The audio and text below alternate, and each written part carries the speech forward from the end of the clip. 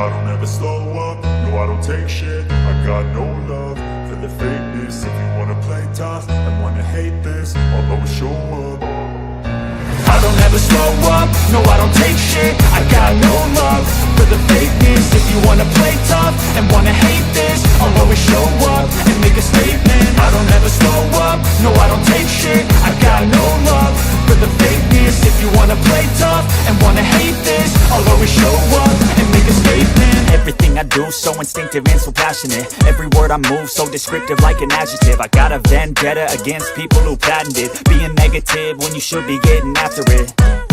I got facts over tracks, this and that. Spitting slow, spitting fast, I could roast, I could gas. Think I'm okay at last, but I don't know if that can erase all the past. And the pettiness, a reflection of the emptiness. Hilarious, you think you're worth my time, you're delirious. Mysterious, because you hide behind a fake exterior. Inferior, you know I'll always be a bit superior. Get off of me, this ain't no humble brag. I want you to hear words, you can say them back. I want you to feel free from the chains at last, and to believe in what you got, it was built to last, yeah.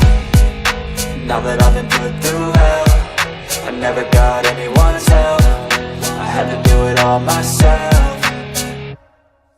I don't ever slow up, no I don't take shit. I got no love for the fakeness. If you wanna play tough and wanna hate this, I'll always show up and make a statement. I don't ever slow up, no I don't take shit. I got no love for the fakeness. If you wanna play tough and wanna hate this, I'll always show up and make a statement. Gonna learn the consequence of being incompetent. Mental health is confidence, dreams into modestness. I'm not here to save the day, that's for you to take away. I could play a million mind games, but instead I say something not illogical, something that is topical. Rub it on and watch it go, make yourself unstoppable. Dreams are irresponsible, but they're always possible. If you just believe, you could be so remarkable. Thoughts in my head, a collage and they spread. I'll be great one day, going off of my meds. No, I'm not giving up, no, I'm not giving in. I will make it to the top, taking off in the wind. I gotta make it, I'm saving every day to taste it. I'm patient, but my mind, it can hardly take it. I'm chasing a dream that I've had for several ages. A vacant, modern kingdom for the taking. Now that I've been put through hell, I never got anyone's help. I had to do it all myself.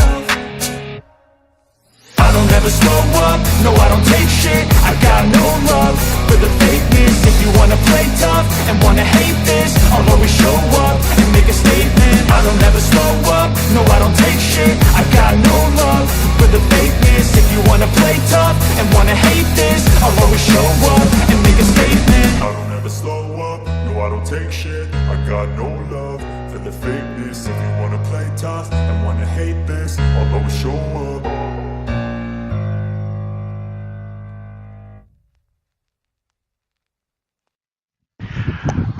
Good evening, everyone. Welcome to Ramblings of the Chaotic Minds, or Sons and Daughters of Liberty. Just one of the side things I do for Sons and Daughters of Liberty. Hope everyone's enjoying their weekend. Yes, we're at it again. The No Kings protest. Oh my God. The first one wasn't a joke enough. We had to go and do a second one.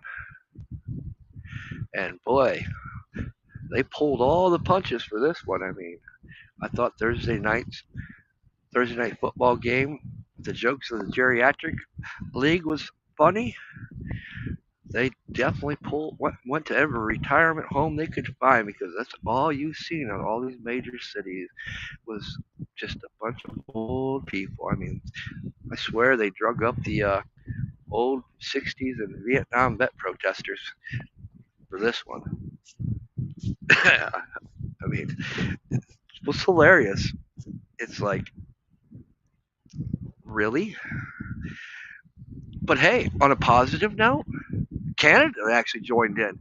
They actually got it right, because they are under a king. So, I mean, at least, our fellows, brothers, sisters across the border up north actually got it right for once. And are actually protesting against a king. So they no longer have a queen. I mean, so, hey, at least one country got it right. But, all joking aside, we do live in a caste system. We don't call them kings or queens, but we have our rank, file, and order. You know, I talk about the caste system a lot because you know it seems to be ingrained in our DNA. We have clear down to a tribal level of people. They still have an caste system, a form of leadership. You know, you look at the Indians, such, and you look at it even to our everyday work lives and school. We have this caste system in place, and it is interesting. But give me a moment. I need to pour a drink. Of course, by now, if you guys don't know, I enjoy chatting and sipping on some Crown Royal apple peach, occasionally, special occasions, blackberry. While we chat about these things, I will admit the last No Kings protest, I was kind of shocked to actually see it in my own backyard because I live out in the middle of nowhere. Really, literally, I do. But upon, further, oh boy, better stop pouring, that's a little strong. Yeah, that's way too strong. But, when it was all said and done, after we got to looking, there was very few local people. They all came from the bigger, I don't even want to call them cities, but they class themselves as cities, Defiance, Toledo. It was just a bunch of people from there, and it's fun. I'd like to, really seriously find out how they organize these things so well for not being, like Antifa, for not being so-called. Well, can't be classified as a terrorist group because we're not a group. We have no leaders, which is BS. They all have leaders. Ooh, yeah, that's strong. Strong but good.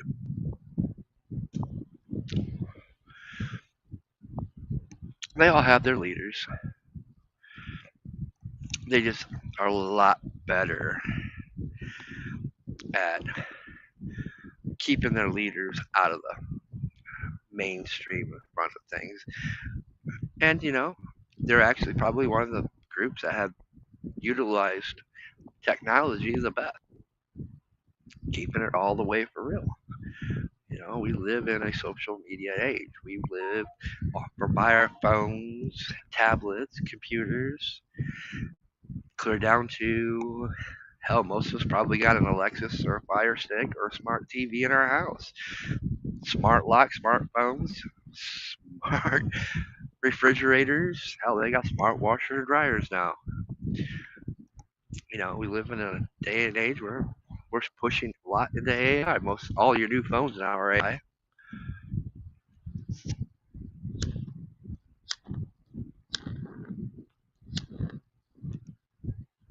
which makes it a hell of a lot easier to communicate.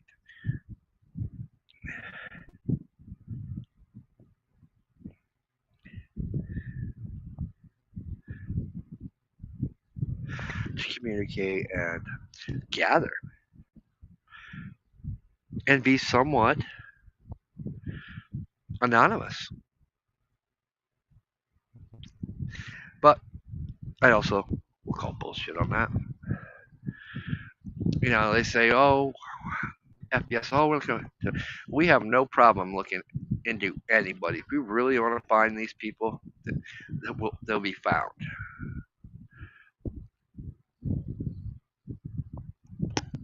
No, I listened to some of the speakers and stuff. I listened to Bernie Sanders. Man, he needs to retire, get out of politics. Nobody wants a socialist,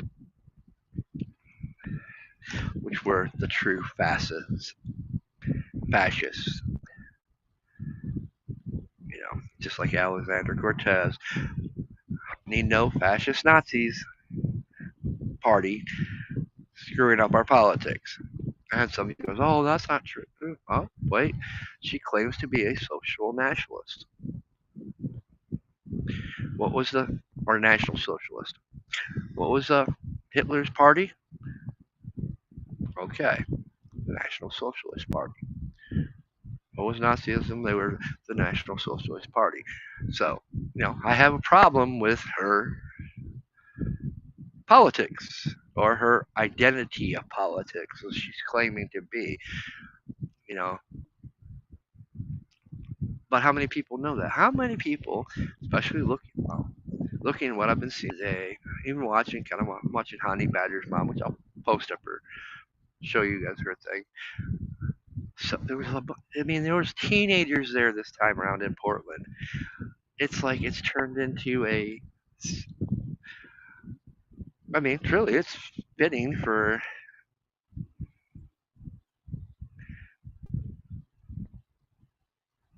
Oh, my opinion matters just as much as your opinion matters.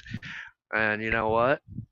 You have title to your opinion, but hey, until he's tried and convicted in courts and found guilty, I can't say if he is or isn't.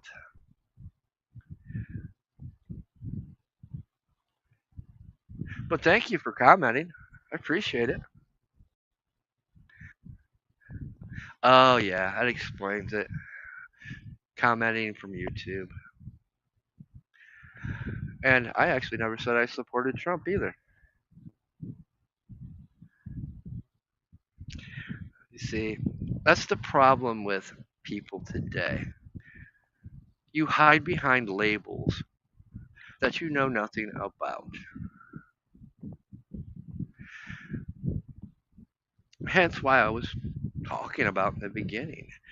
We live in such a caste system to this day. So, what they're talking about, no king's protest, does have some validity because we still live in a caste system. We have people in government that we elect to govern us. So it's no different than anybody's ever seen the caste system pyramids, where you have your working class, you have you have your slave class, your working class, your priest class, then you have your kings, queens, or mayors. It's just we changed the label to fit our needs, or to disguise what it truly is.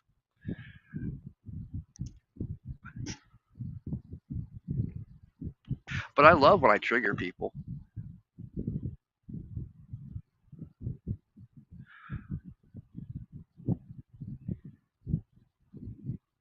But everybody's opinions matters to as your gesture. Well, obviously, hiding behind a label, trying to be a gesture, which you're not funny when you call people a pedo because there are some real pedos out there. The fact is, if we believe in a legal system, then we must trust the legal system to find the evidence and convict, which we know. We can argue this till we're blue, but we know how the rich get away with everything and can hide everything. I'm not going to argue that point. That point is fact. I grew up with it, watching the whole Michael Jackson thing, or watching O.J. Simpson buy his way out. So many people bought their way out of because they had money. While us common folk can't buy our way out of a paper bag. We're always guilty. The system's broken.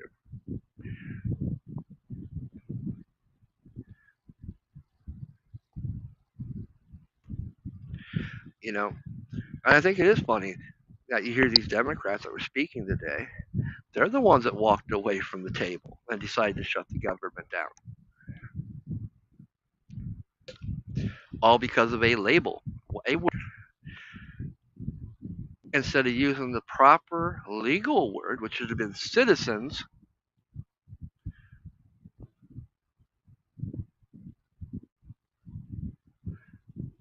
because that goes against what they want. And let's keep it for real. Both sides want chaos. They want us fighting each other, pitted against each other, arguing about who's right or wrong. That's their ultimate goal: divide and conquer, and continue to take our freedoms away.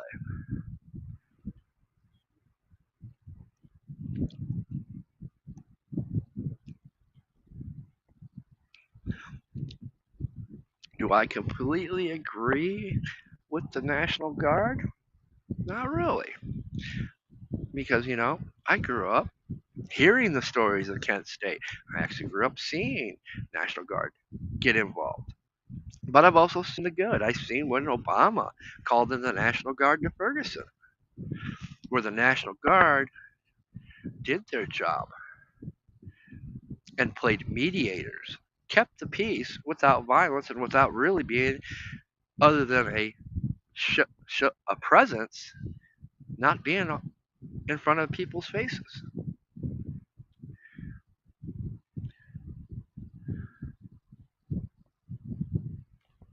But I also know reality. I know the facts.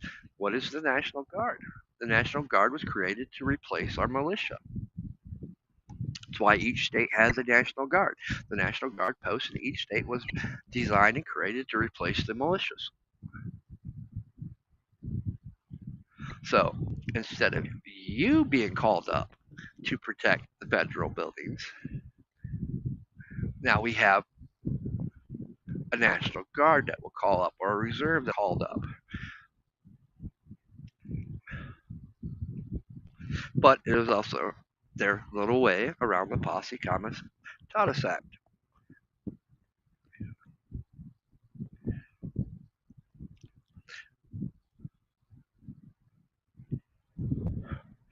See, I think a lot of people forget, speaking of castes, well, we'll go look at the difference here. So, the FBI has to be invited in. And where does their jurisdiction stop? It actually stops with the sheriff's department. The sheriff's department can tell them no, they need to go, that they have no jurisdiction here, and they have to listen to the sheriff's department. Unlike local and state.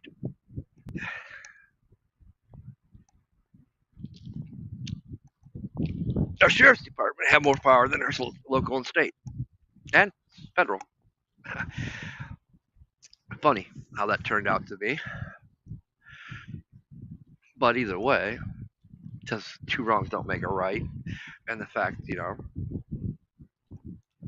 the sheriffs, most of the police department in these sanctuary states, they're forced to listen to their mayors, which violates the very oaths they take to serve and protect the people, the community. Their jobs aren't their jobs that is their sole purpose. When when these mayors and governors tell them to violate their oaths, we have a problem. Portland found this out the hard way in 2020 when their police department numbers massively declined because police officers were leaving in droves to go to other states because they were tired of not being able to do the jobs and honor the oaths they took.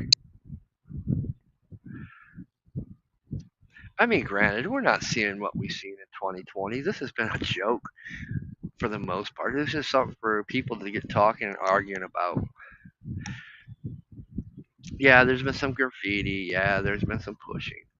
I mean, honestly, the hottest part I've seen has been in Chicago,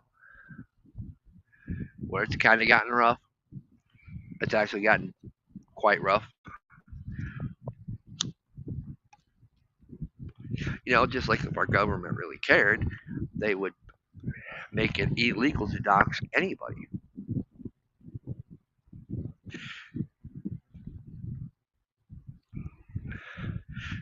That goes back to what I said last time. Two wrongs don't make a right. Just because, I remember the whole time when everybody on the right was bitching because they were being doxxed and being persecuted. All of a sudden, after the Charlie Kirk incident, oh, they were all for doxing people. No. But That's what our government, our elected officials wants us to do.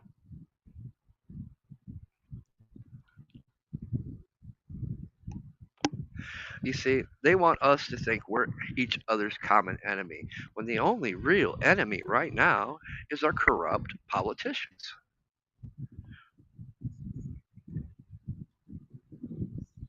But, people like Azure Jester that wants to comment and just bail on YouTube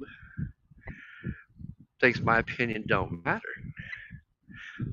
I'm willing to bet if he would have took time and listened and was able to stuff his ego up his fucking ass, he'd find that we have similar thoughts.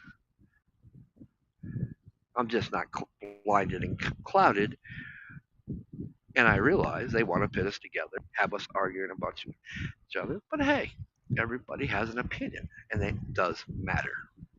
It's how we learn from each other. And by the way, guys, those that tune in or tune in, feel free to comment. Hell, if you want to jump in here with me and chat for a bit, voice your opinions, you're more than welcome. I'll should give you the link. One nice thing about being over a Rumble, I can do that. Unlike other platforms,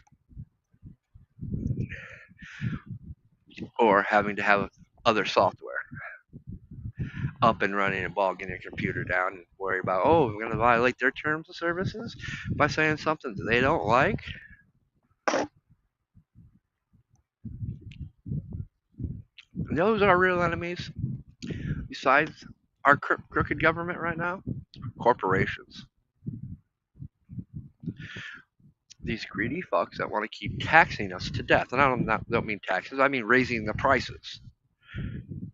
Luckily, right now, gas prices are going down, all because they've got an overbulk of barrels. And it's going down anyway because we're at that time of the year where we switch over from summer gas to winter gas, which is cheaper. But it's still ridiculous paying $2.40 or $2.50, $59 at the pump, when supposedly we got this huge surplus of barrels that are just at their lowest price, right? You think if everything's at its lowest price, we should be down to what it was in the 90s, when you can afford gas. But no, we live in a day and age where every week we get paid and go to the grocery store, something's gone up. Prices aren't coming down, and that's the real problem. But they don't want us focusing on that.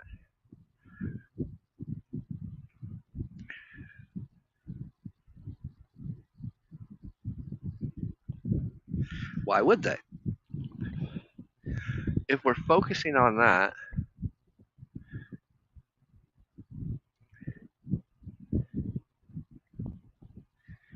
then we're not focusing on other things.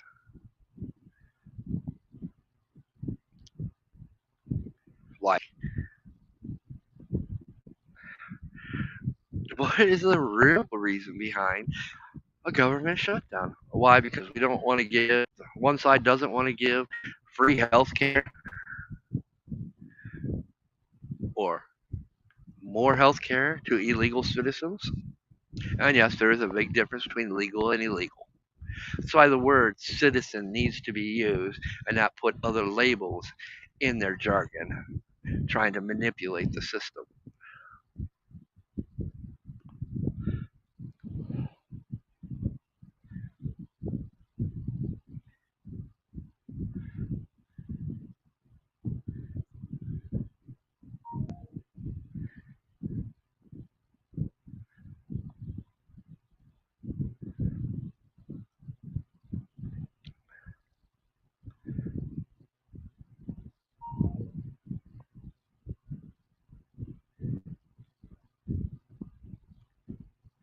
All right, cool. I am live on YouTube.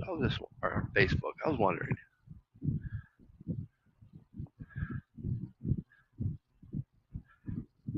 This is Portland right now. It's been a joke. I mean, if you watch, you're gonna see kids, bunch of young kids but there was no real big turnout. But most definitely, thank you to Honey Badger Mom from Portland for being out there. I mean, especially after the couple weeks she's had caltrops thrown in her driveway. She's been doxxed, threatened,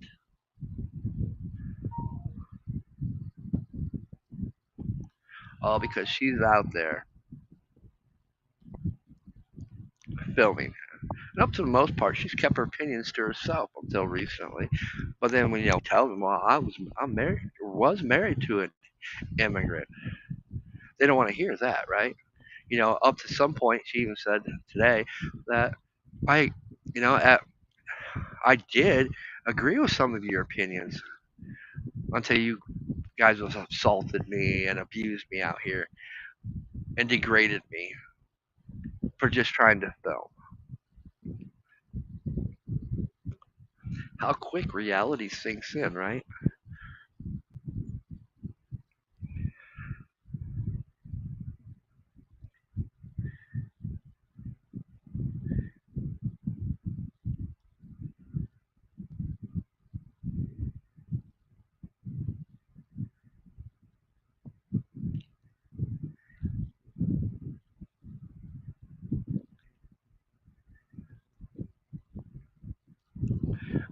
It's just, opinions. She had a set of opinions. She was actually agreeing with some of the Antifa people and the protests about ICE and stuff. And because of the way they treat her, she's changed her own mind and thoughts, which is, one of the beautiful things about actually stepping outside your box and, observing and watching and listening to others. But we need to take that step forward and ask, why?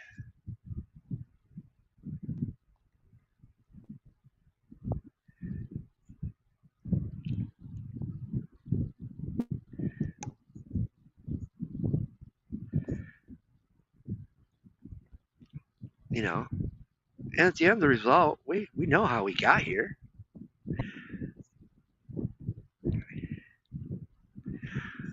We got here because of we adhered to labels, listened to politicians, constantly pit us against each other, whether it's because of race or transgender, sexuality, ethnic backgrounds, or we, happens to have to question the legitimacy of voter fraud, which does happen in every election.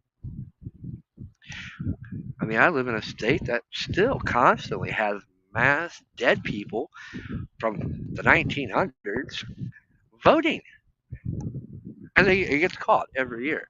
That's voter fraud. So it is happening. But if you question it, oh, we got to cancel you. We got to remove you. We got to give you a strike. It is our due diligence as United States citizens to always question the integrity of our elections.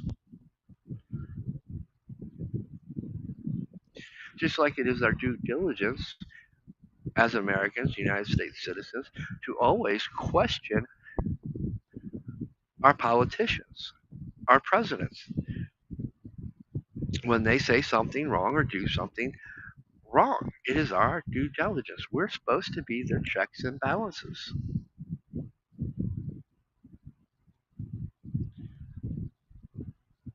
But no, they've got us so indoctrinated that we can't go against the label. We can't talk bad about the label. It was proven throughout MAGA. Anytime somebody's pointed out, well, Trump said this, he did something that's wrong, can't do that. The whole MAGA coalition would go turn on them when they're actually speaking the facts. They're speaking truth. Oh, you're a traitor to the MAGA cause. You're not MAGA. Yeah, they are. Everybody should be for making America great again, no matter what side of the label you're on. We should be bringing back the American dream. not further snuffing it out. We should be wanting people to come to our country legally, the right way, and become citizens. That was what the American dream stood for. People from other countries, well, I want to go to the United States. I want to live the American dream. I want to have a better life than what we've had here. I want to get away from this tyranny. Oh no, don't don't bother doing that now because you're just coming into more tyranny. It ain't our political system isn't getting better. In fact, it's getting much like Rome, towards Rome's fall. I hear Tim Pool, I hear various people, I hear major news networks. Oh, we're gonna have a civil war. Oh no, you're not. Yeah, we're gonna have a war. It's not gonna be civil. It's gonna be revolutionary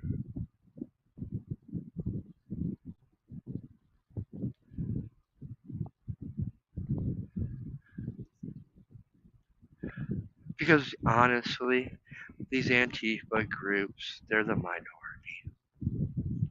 They're just little fringe groups that know nothing about the true origins of Antifa, which is a European thing, by the way, not an American thing.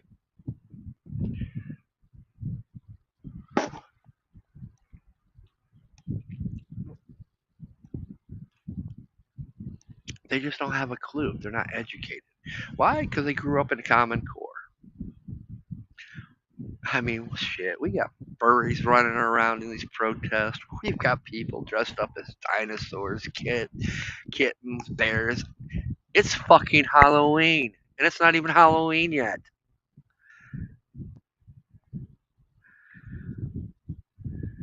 But hey, I'm enjoying it. It's funny in a sadistic way because it's not funny. Because all it is a bunch of people that don't know what they're really talking about, what they're fighting for. Actions speak louder than words, people. Go check those politicians that you so call are for you, for the American people, for the Democratic Party, for the Republican Party, for libertarianism, for conservatives. Has their actions spoke louder than words? What have they done for you? Have they brought these prices down at the markets? No. Have they got after Amazon, Walmart, no, these big corporations that keep raising the prices? No, they have not. They haven't even bothered to do a committee and bring them in. Oh, let's do a committee on Epstein. Well, well, if you want to do a committee on Epstein, well, why don't you do a committee on the judge that sealed the black book forever? Without that black book, there is no case in Epstein.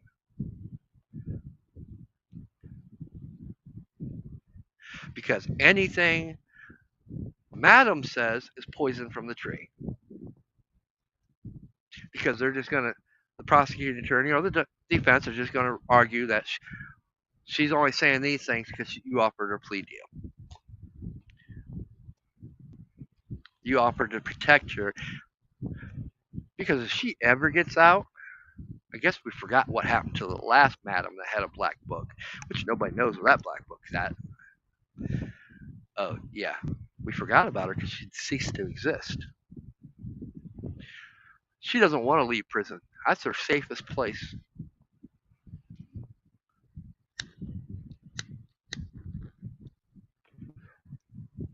But we're never going to get no justice in Epstein until somebody finds a way to get that black book unbanned and admissible in court. But they don't want to talk about the black book. So let's quit talking about Epstein. It's a travesty. But the only legal evidence you have can't be seen by anybody or used in a court of law. So it's a dead case, unfortunately. You know what I'd like to see? I'd like to see President Trump or some smart Republicans or some smart Democrat challenge the Supreme Court on the decision they made after, mysteriously the one justice died at a retreat. Funny, same retreat that somebody got shot at by a vice president that happened to be owned by the vice president, by the way. Then mysteriously they cremated him before the federal autopsy could be done, which is by law, that's actually federal law. Any politician, Supreme Court justice, president, VP, cabinet executive, in any death, their body is to be transferred back to DC for a federal autopsy, not a state autopsy where the state coroner decided there was nothing wrong, he died of natural causes or however they ruled it, and immediately creamed the body, which was against his will and family because he was Jewish.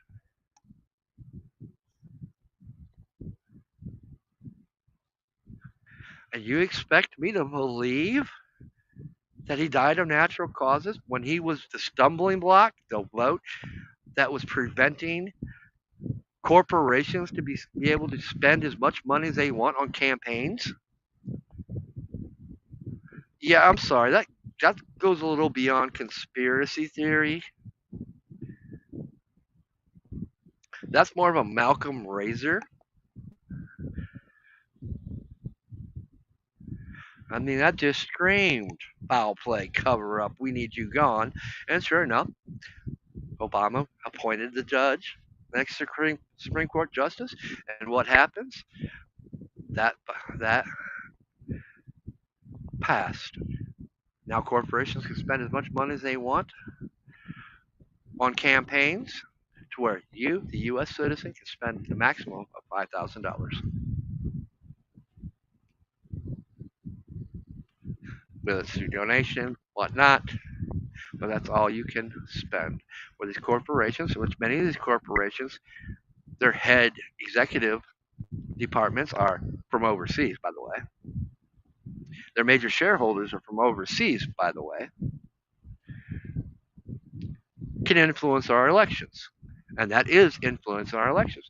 When you put campaign ads out, when you put smear ads out, that's influencing an election. It is our due diligence to make sure the person we are voting for, his actions speak louder than their words, because a set of lips will say anything to get anything.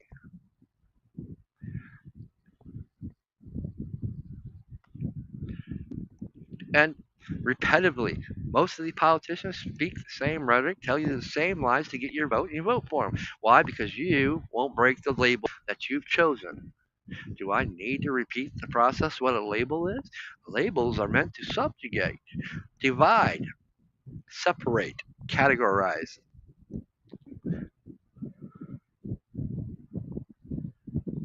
That's what you claim when you say, I'm a Republican, I'm a Democrat. You become that label.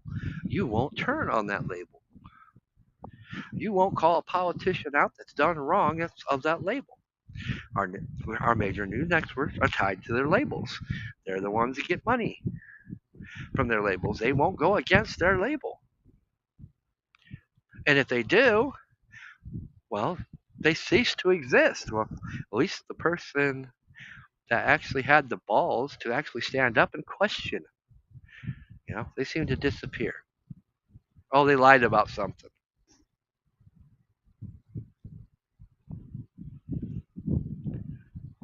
There's no such thing as true news anymore. True news would be a reporter getting both sides of the story,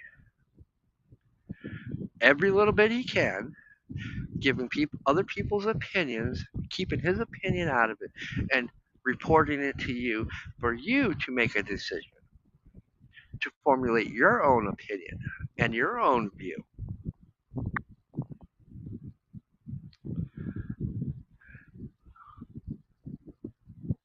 That's real journalism. That's real reporting. Not cutting snippets out of something somebody said and not giving you the whole story, like Paul Harvey used to always say, and now the rest of the story. He gave you the whole story. He gave it to you so you could formulate your own opinion and you make up your own minds what to think. And that's exactly what this channel is all about. This channel is all about making to make you free thinkers and thinking for yourselves, asking questions, questioning people.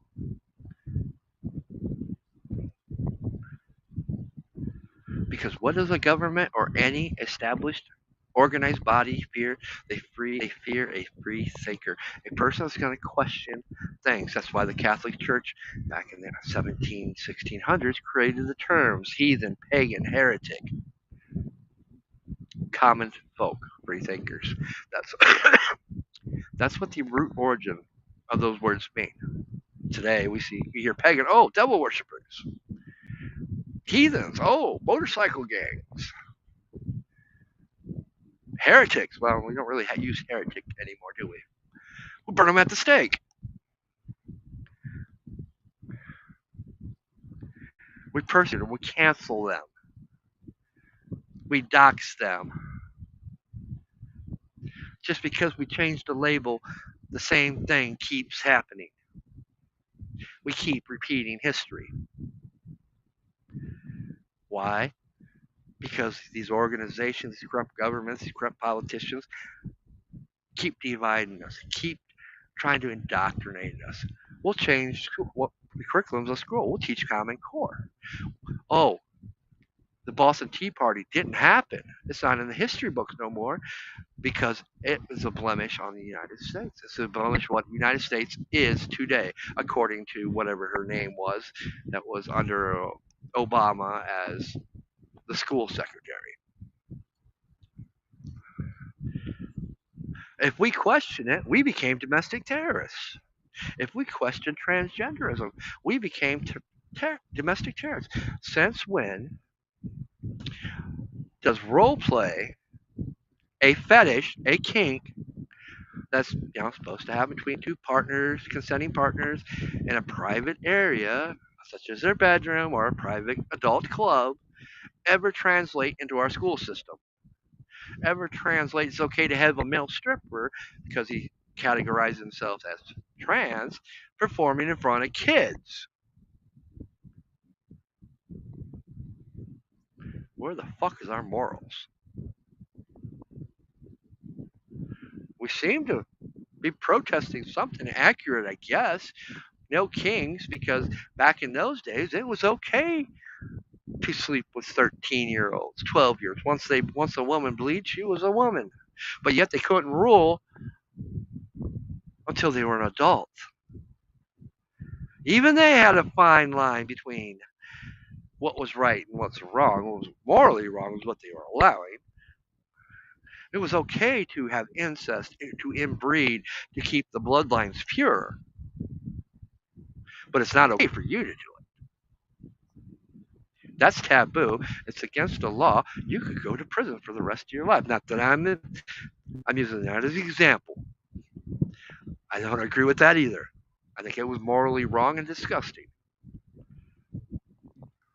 Just like I think it's morally wrong that California keeps changing the age of consent. So a 13-year-old can be a prostitute by their law.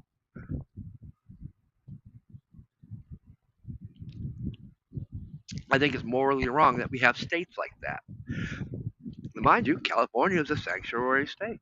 Mind you, most of the Democratic Party only exists because of illegal voting, illegals. So what's the big threat with ICE and all what Trump's doing? It's taking mass votes away from the Democratic Party. It is cleaning up our street. It is bringing back America to be what the American dream is. Because we want people to come here. We want them to do it the right way. Very first place you can seek asylum, very first consulate you can seek asylum. That's where it starts. Not bypassing, going all the way from Brazil, Venezuela into Mexico, then trying to cross our border illegally. If you're from Mexico, go to the American consulate in Mexico. If you land in Brazil, because you're fleeing the place of your origin, go to the American consulate in Brazil. Seek asylum. There is a right way. You can petition our asylumship from your own country. You can obtain school visas. You can obtain work visas. You can come over here legally and work. And there's the one spot where I said, yes, then we need to put in the healthcare thing bill, which is why our government shut down, by the way, that citizens and those who have work visas to work here or school visas to work to be here have access to health care.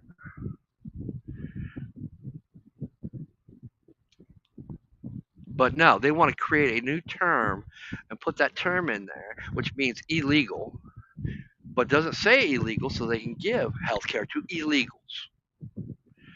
Look at a lot of these roundups. You actually watched some of these videos that were where they allowed reporters to follow them, do the whole process. How many of these people were under a fake name? Might have been your name, by the way. Fake social security card that might have been yours, and were hired.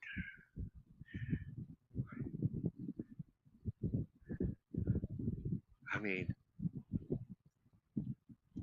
I wish I'd have known it was that easy to fake an ID, right? To be somebody else? Man, I could be anything until I got caught. And, being an American, being huh, barely middle class, more like poverty. Oh, yeah, I wouldn't get away with it. They'd bury me so far under the prison. But yet, let a rich person do it. They can do whatever they want. And I'm sick and tired of that double edged sword. I'm sick and tired of our broken criminal system where the real criminals are the rich, elitist bastards that try to push laws and take our freedoms. When many of our congressmen and women should be sitting in a federal prison somewhere doing hard time for all the illegal things that they've gotten away with or made laws to make it legal for them to do it, but not for us. For those that don't remember about 10 years ago, 5, 10 years ago, a junior, I think it was senator, it was a junior House representative, congressman, thought they were going to bring a bill in front of the House. They brought the bill in front of the House. The bill is basically adding a law to prevent House members, congressmen, senators from using insider trading. They ran that person off and told them don't ever bring the bill back. I think it was funny. 60 Minutes actually covered this when actually 60 Minutes actually gave a real fuck about being reputable. Interviewed the person after because it got attention. And so what Congress do? Congress brings the person back in, introduces his bill, congratulates him after they condemned him, told him don't ever bring a bill like that again. And they pass the bill unanimously. What do they do after some distractions? After I think it was, I can't remember exactly when it was. It was between Ferguson and COVID. Then they went in there and amended that bill to where they can once again do illegal insider trading. They're exempt. Here's my thing. Every single member, and any member that holds an office of trust, that means a cop, a doctor, a pharmacist, clear up to the damn president, which we do require this of the president. So our Supreme Court justice, all judges, anyone that holds an office of trust that has to take an oath to uphold that office should immediately have to disclose all their financials, just like the president does. That way, when certain bills come up, they have to redact themselves, well, not redact, but recuse themselves because of conflicting interests. Man, you know how much stuff we could get done. You know how much control we could actually get on the pharmaceuticals. You know how much control we could get over these corporations to put them in check, but they don't want to. Why? Because they send their little hobgoblins out. So it's Halloween. Let's use hobgoblins. They send their little hobgoblins out with a basket full of candy, money. Our representatives want you to vote this way on this bill. We're going to fly you out to, where do you want to go? You want to go to Palm Springs? Oh, you want to go to Hawaii? We're going to fly you out to Hawaii for a conference. We're going to pay you this. We're going to give this amount of candy to the Republican Party. We'll say Republican Party because it happens on both sides. They're both guilty. All we want is when this bill comes up, you can consider us when you vote for that bill. I'm not telling you how to vote for that bill. I'm just asking you to consider us and what we can bring to your party. We used to call it pork barrel spending. I don't remember what they called it in the 80s. We keep changing the label of that name. In fact, I don't think we call it anything now. I just think we just call it for what it needs to really be clear. It's corruption. It is bribery. We are buying our politicians to vote one way on this bill. We'll give all this money to our corporation. We can give all this money to DNC, the RNC. We want your vote this way. And we've seen it. We've seen real rich billionaires contribute to both campaigns. Why are they contributing to both campaigns? Have you ever asked yourself that question? How are you loyal to two campaigns? I mean, I guess you could be loyal to certain representatives, right? This representative happens to be a conservative Republican. This representative happens to be a National Socialist Democrat like AOC.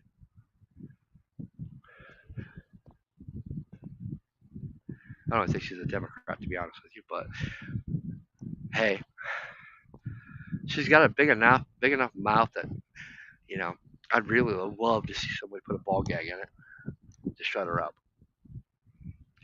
But unfortunately, we're also talking about now the Democrats' next and only candidate to be president as of right now. Notice how she's been out of the limelight lately and only jumping in on very key and important issues?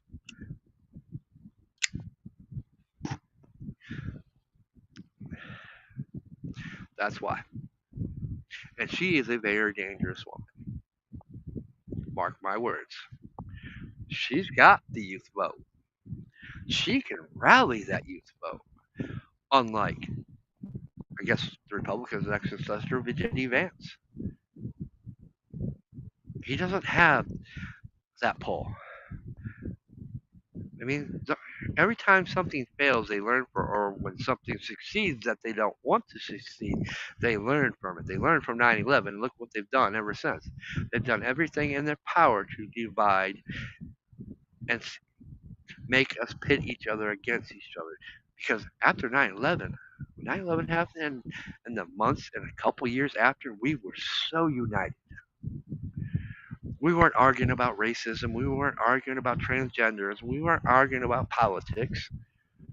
We were all one same mind. And they hated that. And they quickly took work to destroy the Patriot Act.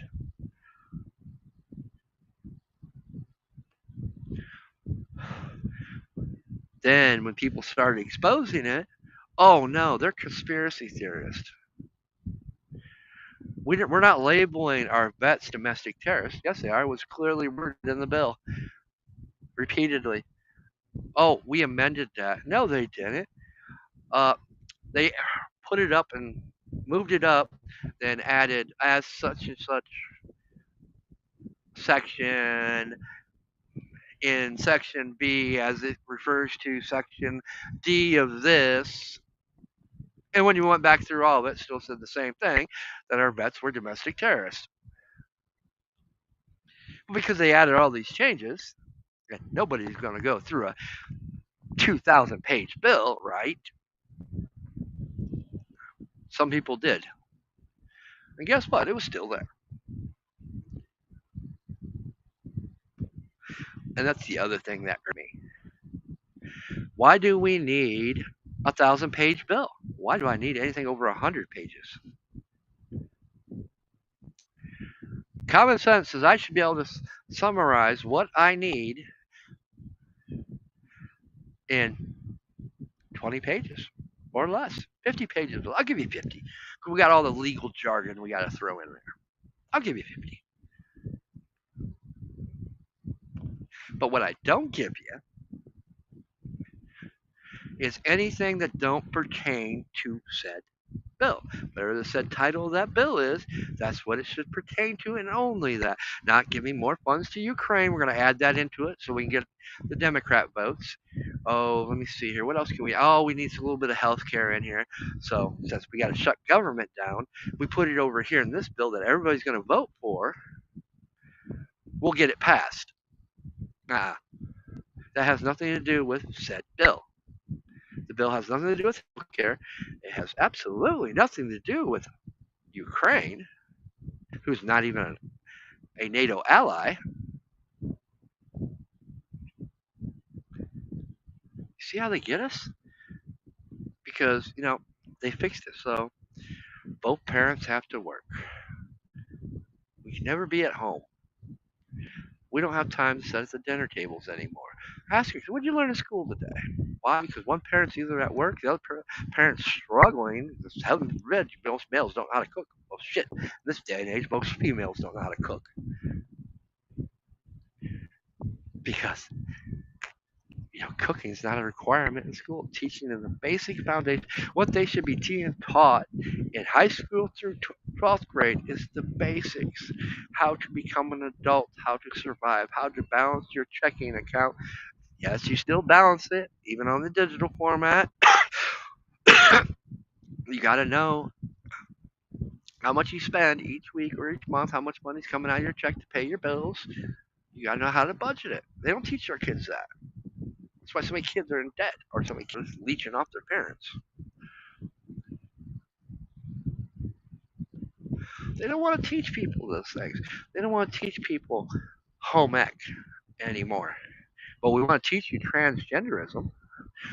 We want to teach you everything and anything that has nothing to do with real education.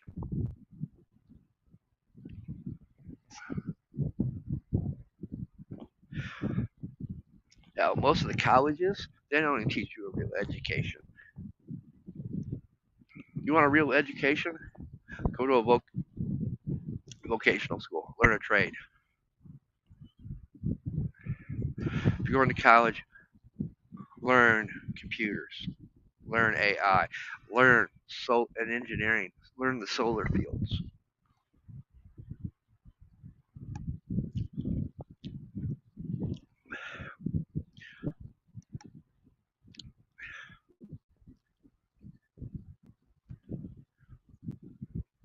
Learn book. But they don't want you to do that either. That's why. Oh, you want to support COVID? You want to do this? We're going to withhold funding. You want to teach Common Core? You want to teach us transgender studies? We're going to withhold funding from you. But we're going to give all this funding to those that do. We're going to give even more to these private schools. That's why the private schools are so more educated than the public schools. Well, we're not even going to worry about the inner city schools. Why? Because that group is going to be our future criminals. They're going to pay us through all these private prisons and court systems and lawyers.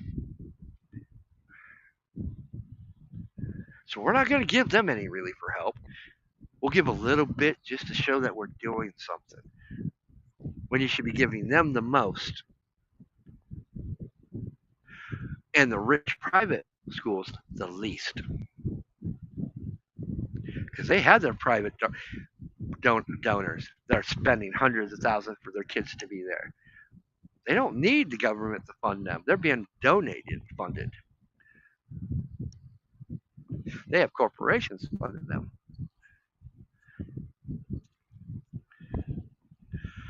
But here at last, we still live in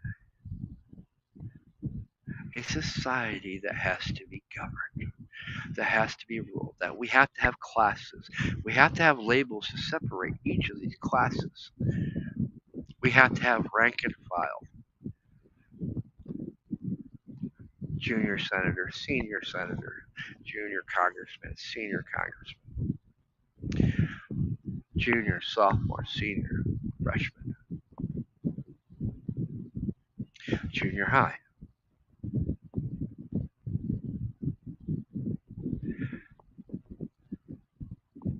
Private, sergeant, major, admiral, and the list goes on and on.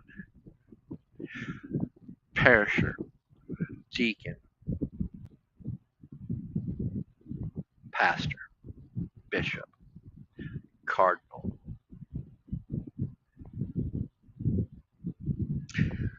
warrior class, healing class, which is your priest class,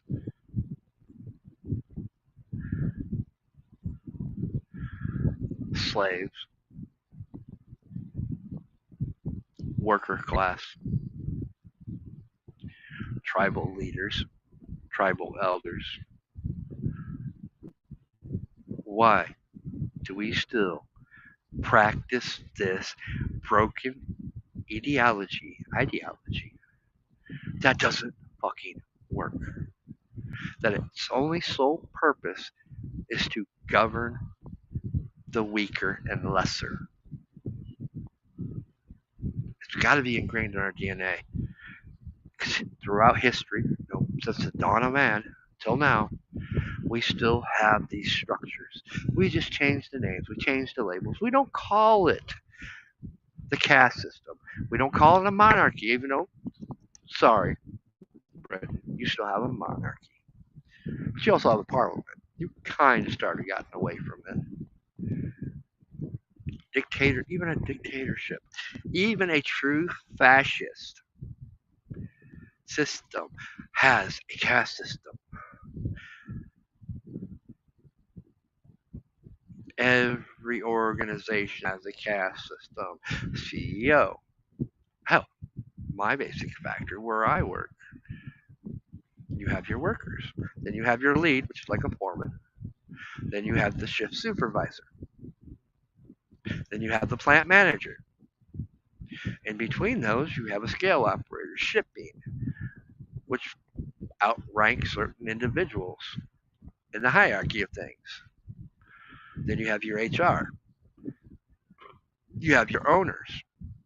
Then you have your board, your CEOs, your shareholders. And granted, most of those shareholders, the only ones they listen to are the millionaire, billionaire shareholders who are members of the board because they have the majority of the shares. Do you guys not understand this now? Can you see the picture I've been laying out for you? Been laying out for you for years. Yes, no king's protest. We don't have a king. Fuck off. But we have a president. Okay, you win. I get it. The irony. It's a label. We just changed the name. So yes, technically we have a king. A king that doesn't have much power, by the way. Because he's still answerable to the people. He's answerable to the Supreme Court, unless he decides to go full tyrannical. Hey, but there is a clause, an option in the U.S. Constitution to go nuclear. Our founding fathers weren't stupid.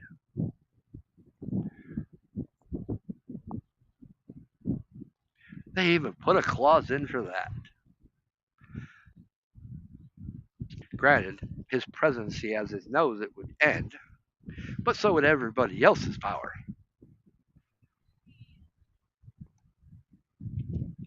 They tried to get rid of the militias. They created the National Guard, which is now is what the militia was or supposed to be. Wasn't supposed to be. The militias were always supposed to be the militias. It was supposed to be the people, we the people. That's what they keep forgetting. It's no longer about we the people. It is we the corporation that pay these politicians, and be damned the people. They are the slaves. So yes, do we have slavery? Yes, each and every one that listens to this podcast, you are a slave. Unless you're a multi-millionaire, you're a slave to this system, a broken system. A system that's designed to pit each and every one of us against each other, that is designed to divide us, that is designed to keep us in poverty, that is designed to dictate where your kids and children are going to become, which in most cases would be the working class, because heaven forbid the rich kids' parents get pushed over you.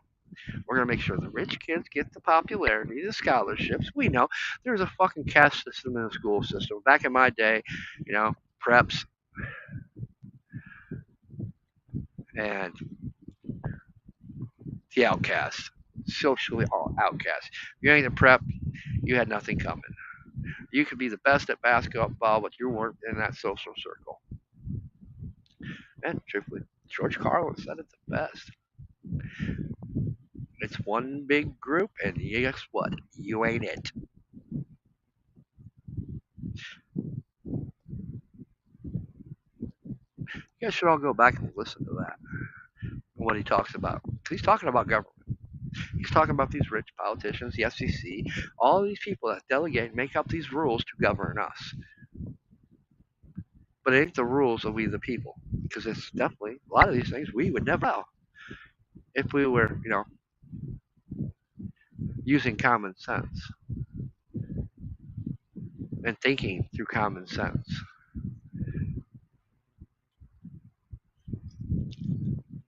Much like the Azure gesture that wanted to post Trump is a pedo. You support that, your opinion doesn't matter. But yet I never said anything about Trump up until he made a comment. And that's for the courts to decide. Do I have my opinions? Yes. Am I going to share those opinions? No, because they are irrelevant.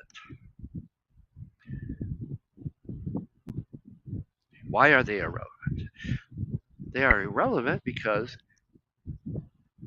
he's not been found guilty. I'm sorry, paying off a porn star isn't guilt. And look what she did afterwards. She at 40 went on tour trying to strip like she was in her 20s, all looking nasty and ugly. To where she got ran out the adult entertainment. They didn't want to touch her. She was bad news. And she got caught lying too, so. I mean, Trump won a case, but nobody wants to bring that up to where she ended up having to pay him back. But I know I've seen the pictures you've seen, and yes, I have to agree, it is in question. But the problem is, where's the black book? Oh, wait. Some judge whose name had probably been it. I mean, if I would go by guilt, by assumption, you banned that black book for a reason. You didn't give your reasons other than give your reason. Your name must have been in it. Or you were so scared, and I believe this more than the other, that he was so scared for his life and his family's life that he banned that book so nobody ever could use it in a court of law again. That I believe wholeheartedly. Just like I firmly believe to this day, when they screwed up and Hillary Clinton, decided to hold Bernie's brother hostage and make him concede to her. Because let me tell you something, I've met a lot of Bernie supporters, and Bernie was a threat to Trump. Bernie was a threat to Hillary. And I'm willing to bet top dollar that election would have went the other way, and it was Bernie versus Trump, that would have been the closest election ever. But no, and for those that don't believe me, go back and watch the RNC, or no, the DNC, when they nominated Hillary Clinton. Look at the fear in his brother's eyes. You could see it emanating from him, and you could see it in Bernie when he looked, when he stepped down and gave her the nomination to be run as a Democratic president. I know fear when I see it. I know fear of that kind when I see it. I've seen it before.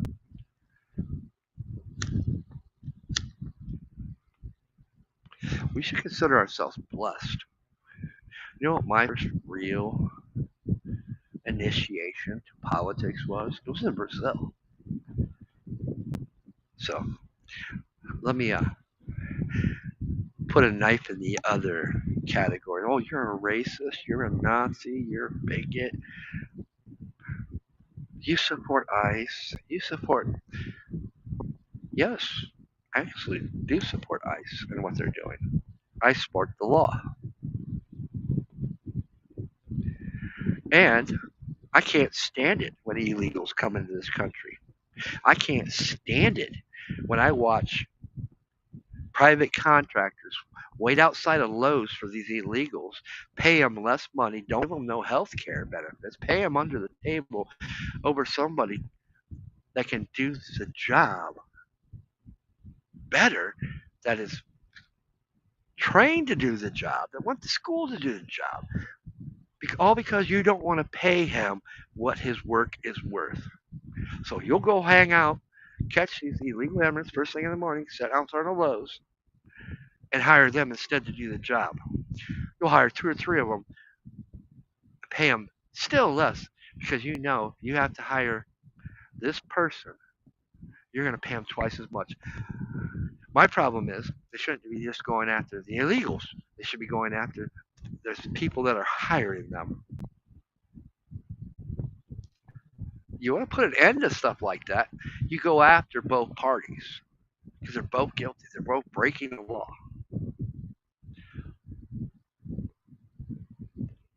But no, my mom's from Brazil. For those that don't know,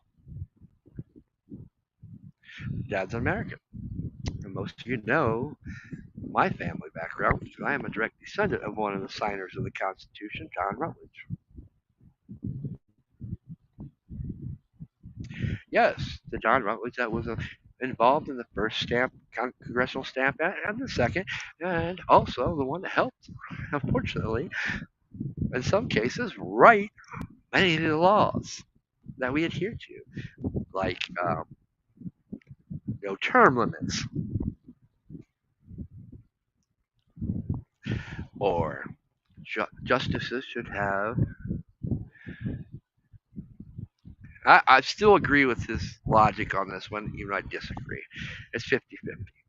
The reason Supreme Justice should have a lifetime nomination is so they cannot be bribed and bought. But unfortunately, when politicians can put their own in, potentially you are bribing and buying the system, as we learned after Justice Scalia's death and Obama's replacement for him, which now allows every corporation to spend as much money as they want on a campaign, where you can only spend $5,000. Sorry, that's wrong. And everything he said, every documentation he made, the reasons why we should never allow this has come true. I'm sorry, that little experiment needs to come to an end. But back to the story. I regress. My mom's from Brazil, so I got to grow up in a free country, the United States, the American dream, and a socialist country. I got to see what politics was really like firsthand. My aunt in Brazil, she's big into politics. A lot of my family was. My families were either lawyers, doctors, dentists, successful businessmen and women, or high-ranking military officials and politicians. That's my mom's side of the family. But people are going to judge me by that. Yes, I know what it's like to grow up with silver spoon. I know what it's like to have maids cook clean. I know what it's like. Oh, I want this. You got it. I hated that. I know what it's like to go to a private Catholic school. But yet I was a Baptist.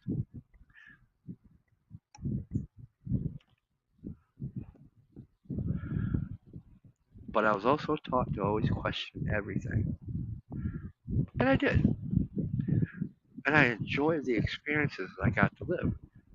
I enjoyed the fact that, I was a dual citizen. I could go back and forth to both. Until one day, I was at, it was some opposing party. Oh no, it was my aunt's was doing a rally for an upcoming politician. And I watched him get shot. I was right there. It was right in front of me. Shot and killed by the opposing political party. That was my first introduction to politics. Later, I started finding out about my dad's side of the family history. John Rutledge, grandfather started teaching me things. His brother started showing me the journals that we possessed. Started talking about these movements. The Sons and Daughters of Liberty, or the Sons of Liberty. My bad. Sons and Daughters of Liberty is my nation. Thanks to a very smart, young. Well, I think at the time she was like 6. She named us. She heard her and her dad, me and her dad talking. We were talking about creating this, but what were we gonna call it? He's like, we were talking about the Sons of Liberty. I mean, obviously, she's more. She was at her age. She knew about her family history before I did. I didn't learn mine until I was in the teens. We're talking about Jackson. We don't hear about the Jacksons anymore. Yes, they're descendants of Andrew Jackson. So we were talking about this. He says, why don't you call yourselves the Sons and Daughters of Liberty? We looked at her. Yes, I agree. That is perfect. And we agreed upon a few other things, which is why I don't advertise or have paid advertisements. This is why I don't tell you to like, subscribe, share. It's all organic.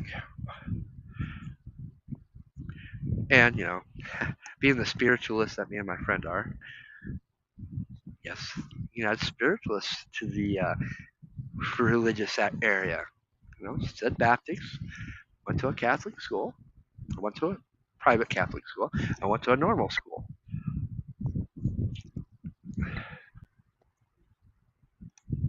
A public school in the United States, and I also went to college here in the United States. So, and I can tell you the differences. If I would have continued in Brazil, my education, I would have graduated 2 years ahead of my class, and been in college 2 years ahead of my class. And their colleges are the same way; they're 2 years ahead of us. At least they got something right, but it's not right because that's private. That's people that had money. See, I know what it's like to have money. I know what it's like to fucking work your ass off, barely get by like now. And yes, I could easily make a decision. Fuck you. Get on a plane and retire. Oh, wait. That comes with consequences. Why? Here's where the two consulate disagree. The Brazilian embassy here says I keep my dual citizenship no matter what. As soon as I step foot over there, they say I have to choose. Oh, as soon as I step over there, they say pay a fine because at the age of 17, no, at the age of 16, I was to join the military down there. Can't do that. So I haven't been back since I was like, I think I went back, last time I was back, I was 14. So I haven't been back because, one, being forced to choose my nationality. And if I gotta choose, it's American. Plain and simple. But I should never have to choose because of what our consulate and our government says. But different state, different country, different rules, different laws. Oh, not to mention the multi-million dollars of fines I'd have to pay for not voting. Because once you turn adult there, which I think is 17, you are required to vote. Welcome to a socialist country. If you don't vote, you are fined. Oh, so let's say I can fight it and win that. My mom has. Last time my mom's sister went down, they had to fight that and deal with that. You know, then I also remember my mom. She actually posted an article on Facebook that got national attention in Brazil during a very political tormented time. Hell, my mom, when she went to go to my grandmother's 100th birthday, she had to go there, and my family had to make sure she had guards because she had people threatening her life for what she posted. And she talked about the corruption on all levels. Hell, the person's house she was supposed to stay at during a layover in Manaus, which was married to one of her sisters. He was the mayor at one time, or governor, and lives in this fucking mansion that in one of the bedrooms it's got like a waterfall and like a little lake going through it that you go over a little bridge to get to your bed. Magnificent. Illegal as fuck. That's how corrupt he was. And she pointed these things out and pointed the things out where all this money that they were getting wasn't going back to Acre, wasn't going back to Cruzeiro do Sul. How the corruption was. Man, she had every report and every major city network wanting to talk to her. So yes, I, kind of take after her when it comes to wanting to report something, and putting it out there. Here's what's going on. Here's what I've seen. This is what I know. But it's for you to formulate your opinions. And yes, it ravels some people's family members too. But hey, it was the truth. And the truth hurts. And they didn't deny it. But I also know how my mom's parents became what they became. They started off selling bread, baking bread from their homes and selling it on the street corner. They went from the street corner, bought a little shack, and were baking bread from a shack. And somehow, in a socialist country, managed to become upper class. And they were smart. They invested in education. They put their kids in private schools. Why? Because the public schools in Brazil, you know what they taught? They teach you to like seventh grade, equivalent to our seventh grade, and kick you out. Most of them can't read, write. They're just indoctrinated to be the working class. That's all they're ever going to be. Maids, ranch workers, vendors on the street, barge operators, fishermen. That's a socialist public school. I got to experience all those things. Then I got to experience all the things I had here. Trust me, I was the reason why they came back. Because we moved down there. We lived down there for 2 years. And I grew up off and on, back and forth. At least once a year I'd go down there. You can afford it. There was a few years where we didn't. Like, I, it's just, but that was the 80s, 90s. Things were affordable. Then the 90s came. Then I watched the transformation here in America. I watched where both parents started having to work to make ends meet. We're still living good in the 90s, though. I mean, shit, for $10, you could feed a family of four, getting every value meal out you wanted. And still have enough to go get gas, buy a carton of cigarettes, and still have change in your pocket. Still have savings. Not today. Today, by the time I get groceries for my parents and me, half my check's gone. I'll figure half my check's gone between gas, groceries.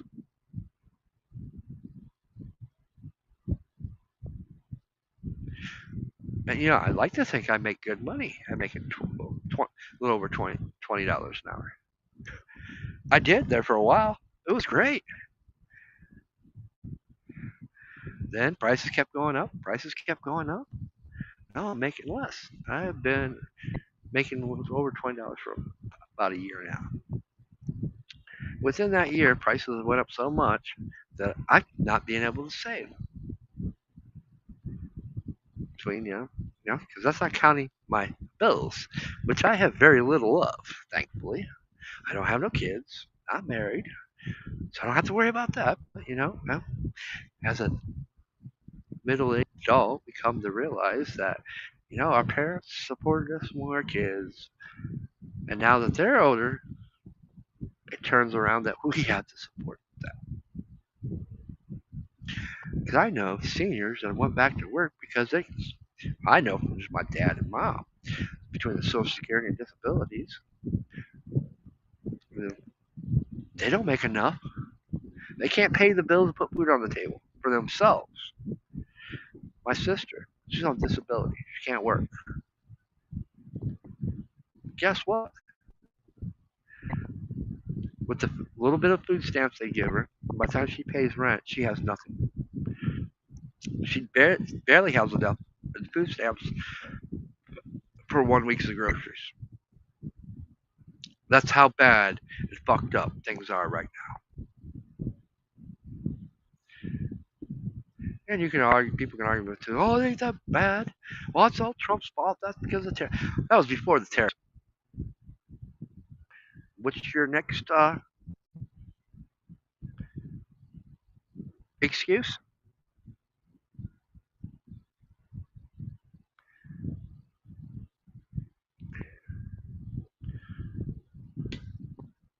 That's because our government, all of our government, Trump included, has allowed these corporations to do this. Why? Because they all get paid,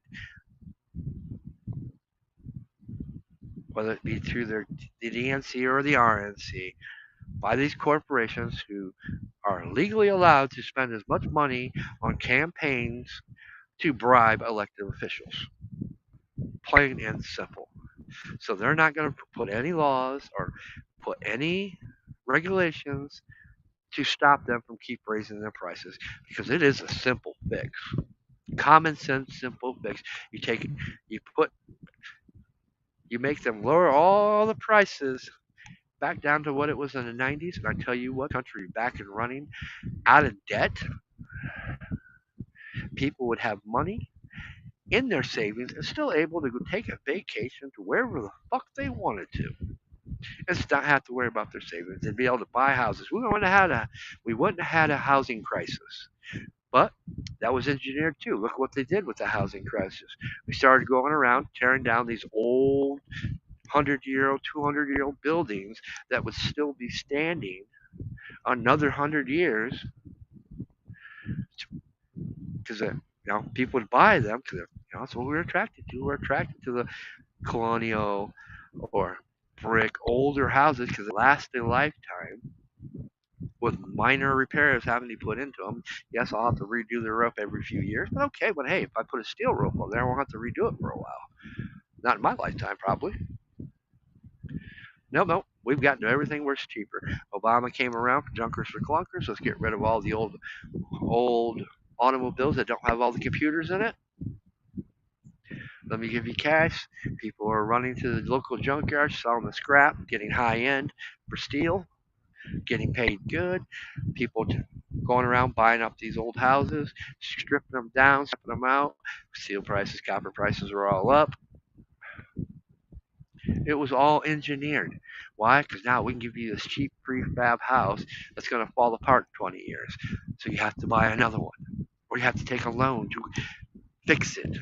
We want you to buy these cheap cars that's mainly plastic with all these computer chips. So you have to buy another car in 2 to 3 years. We don't want you having that steel body car that's going to last 20, 30 years. We want you to buy another one. Oh, wait, we'll just jack the prices so you can afford it. Oh, let's bring on these electric cars. That was their biggest gimmick, and that failed horrendously. Heaven forbid you got to work on one of these new cars. If it ain't as simple as changing the oil tire, and trust me, changing the oil, some of these ain't that simple because you got to reset the code. They've made it to where the average day backyard mechanic can't even work on their own damn car. They have to take it in. It's going to cost them $1,000, $2,000. Oh, let's just replace the key tumbler, $1,000. To replace the sensor in the shifter because it got some fluid spilled on it. Another $1,000. $2,000 to do something that should cost no more than a couple $100, if that. But you got to take it to the Ford dealer. We can't deal with it because it's a Ford. You need to take that to the Chevy dealer. I will not own a new car. If it ain't 2001 or older, I won't own it. I have a 1999 Dodge Dakota that I bought when I was in North Carolina that has hardly any rust on it that runs perfect. The most I've put in it since I've owned it is just a little over $1,000. I have a 2001 Suburban because I've always wanted a Suburban. I actually took a loan out for this. I had perfect credit, as in zero credit, which is bad credit. So therefore, I'm being punished, so I have to get a loan. I have to get a cosigner because I have perfect credit. Oh, wait, I'm not in debt. I get punished for having zero credit because I have perfect credit. Because I paid all my bills. I paid off my loans that I had previously. I don't have no credit cards because I paid cash. No, you have to have credit. You have to be in debt. We're not rewarded for having no debt. We're not rewarded for having a house, a car, and no debt. We're punished. In fact, the matter is, a person that has negative and bad credit can get a loan, get a credit card over a person that has no credit. That's fucked up. That's wrong. That should show you how broken the system is. Because common sense says you should be rewarded for having no debt. That means you're a good, frugal balance of your budgets. And you should be rewarded for that. It shouldn't be a problem when I go get a loan. Yeah, I had a loan 7 years ago. I paid it off. I had a loan 7 years because everything after 7 years falls off. Remember that when it comes to money. All your credit cards, if you haven't used a credit card in 7 years, it falls off. So your debt keeps diminishing. Your credit score keeps diminishing as you get out of debt. because you don't own a credit card. You no longer have a loan because you're paying for things in cash.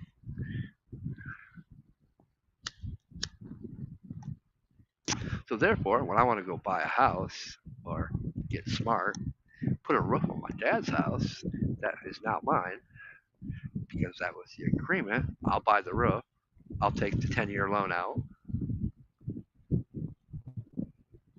and you just put in the deed and the will that I paid for it, that it's mine because I put the roof on it. That was the. Because anytime you buy property, you're buying commodity. You have something to invest in. It has value. I'm thinking of my future. That was my last one I took out. Took one out for my Suburban, paid for it. Paid it off early, actually paid less for what the loan was. Because, they don't, they give you the set price, you pay it off, and this time it's at this point, but the end balance, all the, um, what's the percentage rate of what it's going to cost each year. So, if you're at 5% or 10%, 7%, whatever your loan was at, they figure that in for the entirety of the loan. But if you pay the loan off early, you don't pay all that 7%. You pay it to what it's at now, and you can actually pay your loan quicker that way at less money.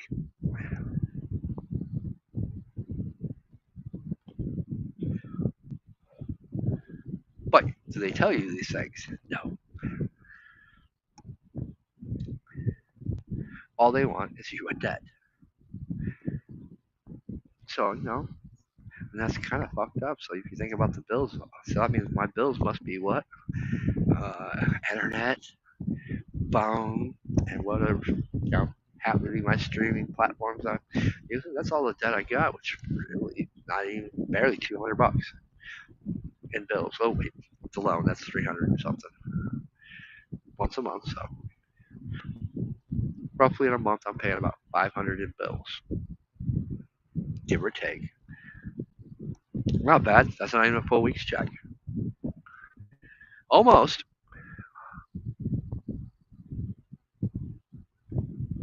So that means it's very ridiculous when half my check's gone by the time I get gas and groceries. There's something wrong. And trust me, everybody knows it's shopped at Walmart. 4 or 5 items, that's $100.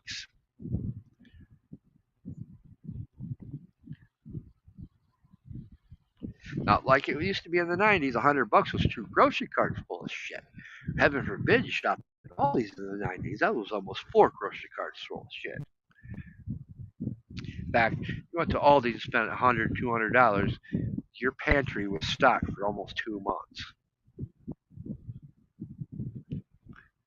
And I still buy a lot of my meat, which don't matter now because prices even at your local butcher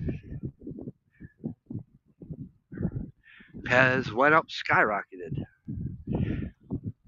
to where, hell, believe it or not, the price of steak for one steak, $75 at Walmart, is the same damn price as is at our local butcher. Ridiculous. A slab of meat, which is a lot of meat, went from 160 to 260. A slab of meat is about, I don't know, roughly 25, about 30 pounds of meat. And if you know how to cut it, which I do, former sous chef, former cook, I know how to cut steaks to where I get hardly no waste. That's a lot of meat. That's enough for about 3 months out of one slab. So it's still worth 260.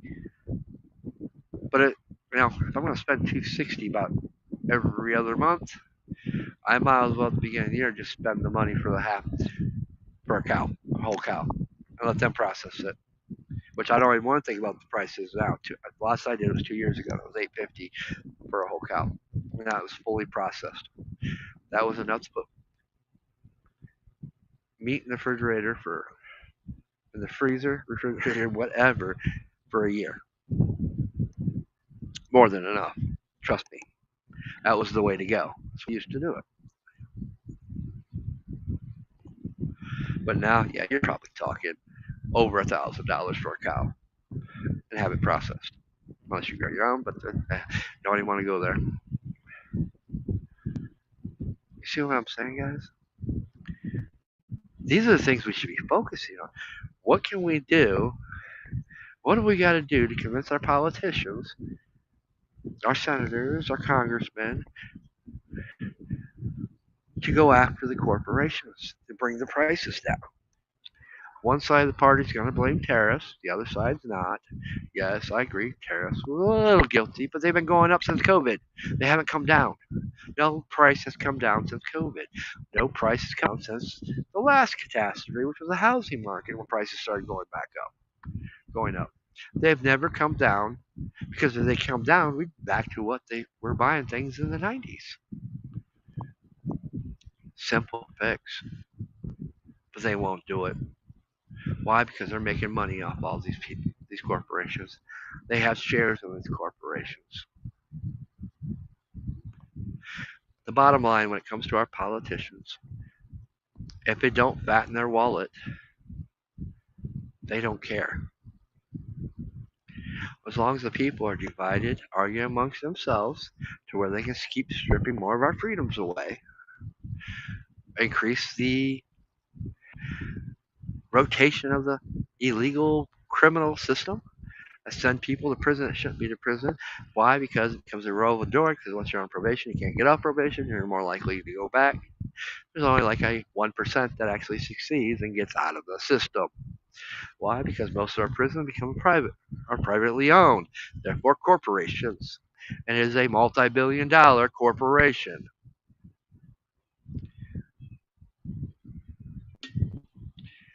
Funny how our legal systems become a multi-billion-dollar corporation that doesn't rehabilitate, educate, or nothing because they stripped that all out of the prison systems. Have you ever asked yourself the question why the halfway houses and AA centers or the rehabilitation centers are all in the projects next to the dope house or within a block from them?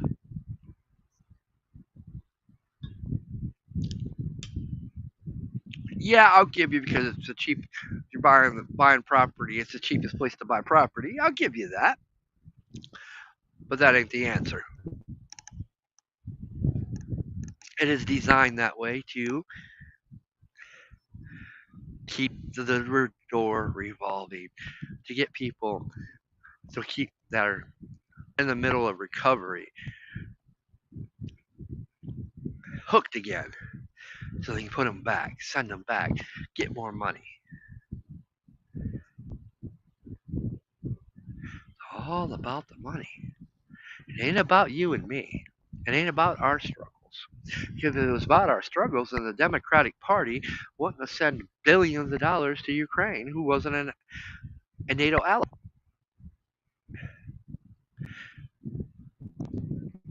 We have our own problems here. I don't give a flying fuck what's happening in the rest of the world. I don't give a flying fuck what's happening in Brazil. I don't live there. I live here. And what I see here is people struggling, people that are divided, prices skyrocketing to where the middle class are becoming the poor and the poor are becoming homeless. I don't see them anything about the homeless problems we have. I don't see them doing anything about the actual suicide rate that we have, especially among vets, because they don't care. I some occasionally hear them talk about it, but when I go check their record, well, their words speak more than their actions because they're all words and no action. They talk a good game when it comes time to be elected. Like I said, a set of lips will say anything to get what they want.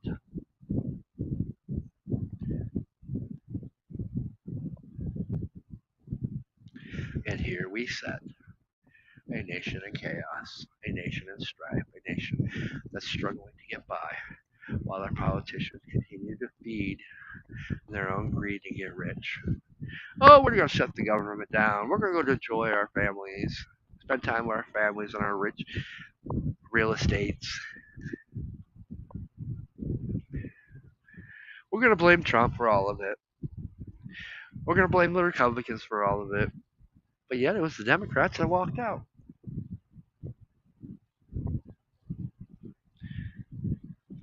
And mind you, the Republicans didn't do much to help bringing them back to the table. So they're all guilty. Once we come to that final conclusion, then we can start taking some steps forward. Then, when we come to that final conclusion that they're all guilty, we're going to start looking at No King's Day, Antifa, as a whole different thing. And guys, I got to. Honey Badger, you're a sweetheart, but I'm going to cut your feed for right now. I want to show you guys something.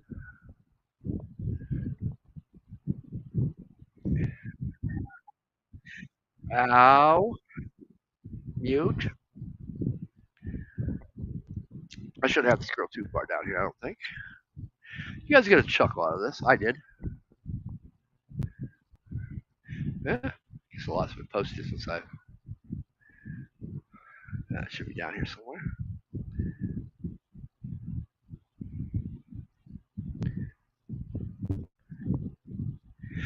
Yeah, Tim Cass News.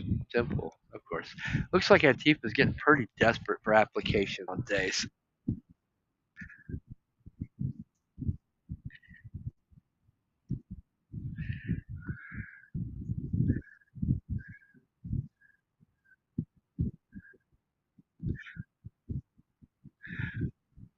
Call me Antifa. What a sweetheart. Oh, yeah, it gets better, guys. Oh, I don't care about him being sorted.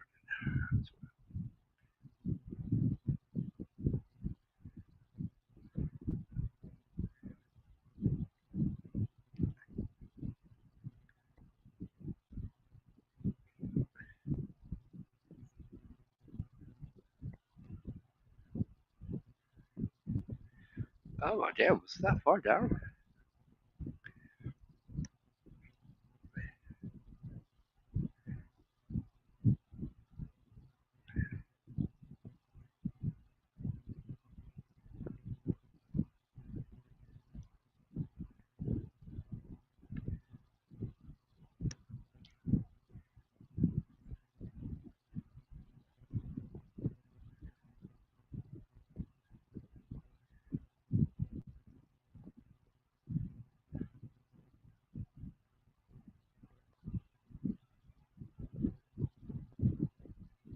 I guess we went too far down. See, October 17th.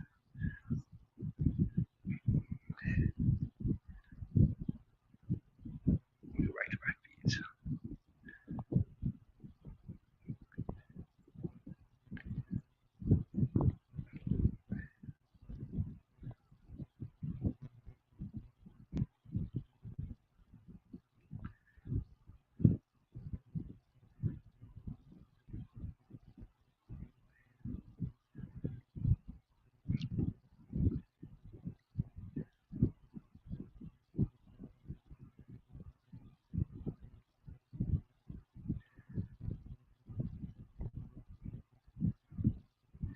Oh, it's Portland. What I was looking for wasn't Portland. I don't think it was the Atlanta one, was it?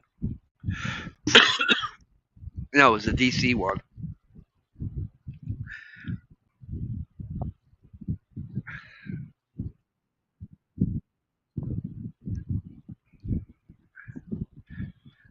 But I mean, look at the age demographic here. It was worse than at DC. I can't find that video.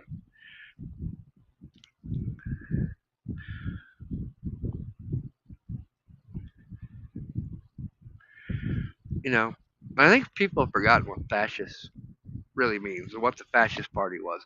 Fascist parties, was Mussolini. It was your neo-Nazi national party or nationalist socialist party. It was your fascist. Antifa was actually created out of in Europe to fight exactly the anti-fascist neo-Nazi parties and the like, communism. But your age demographic here, you're seeing a lot of older people. Then you got the college students and Portland. Oh my God, teenagers.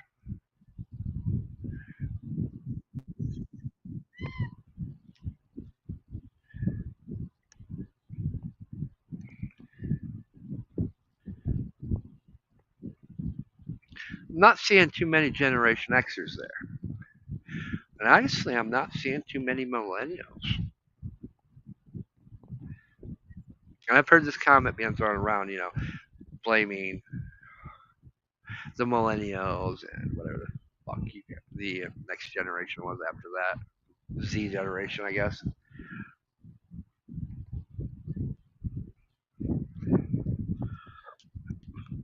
You know,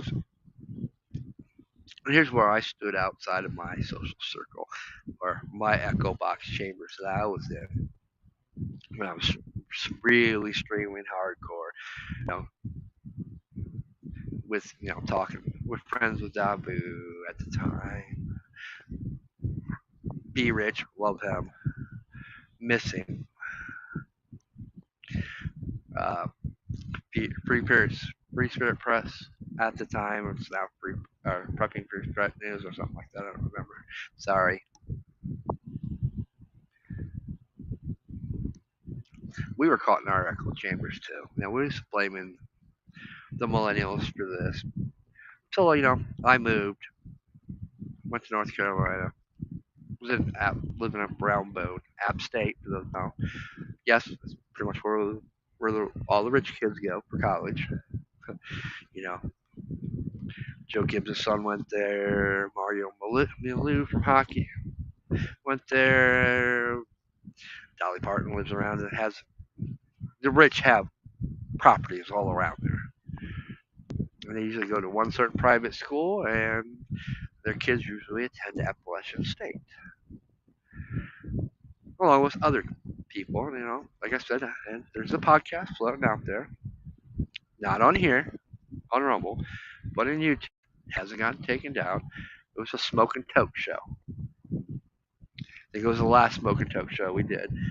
I happen to have, could keep her name to this day anonymous, but her daddy was the second in charge of the Pentagon on my podcast, talking about, so you get the common idea of what Boone is and App State is. Talking about how they covered up the crimes. How the reason why Boone had such a low crime rate, well, because the whole town of Boone or the whole city of Boone was, that's right, Appalachia State College campus. As soon as you entered Boone, the city limits, you entered Appalachian State Community College, or college, not community. It's their actual college. And they'd use that to keep the crime rate down, the rapes, the beatings, the violence, which there was a lot of, college campus. That's Kent State. That's why we talk about Kent State. After Kent State, college campuses decided never to let that happen again, so therefore they police themselves. They have their own little police force that they created, and they don't even allow the outside, unless the outside local town cops or sheriffs are invited in or given an incident report. They don't even have jurisdiction. So that's how they cover up all the rapes and stuff. And she, broke it down as she was a victim herself of it.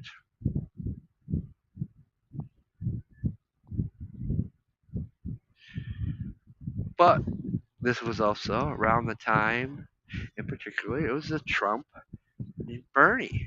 Yeah, Hillary was a long shot then, but we all know how that ended up. Hillary became the nominee, and Bernie kind of got quiet, shut the fuck up, and was pushed out. I don't know why. We all seen his brother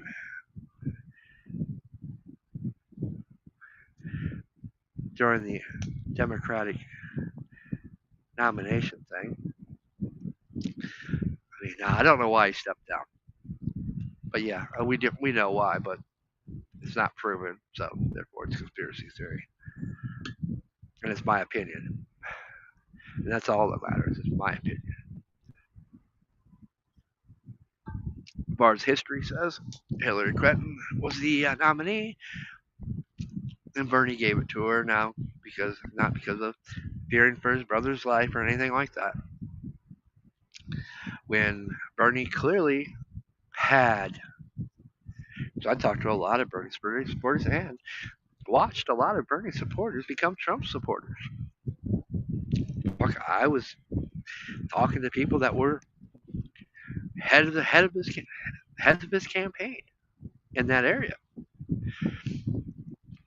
But the one thing they you know why they were so quick to jump from Bernie to Trump and not Hillary? Because they were living it. They seen when they realized, okay, I get it.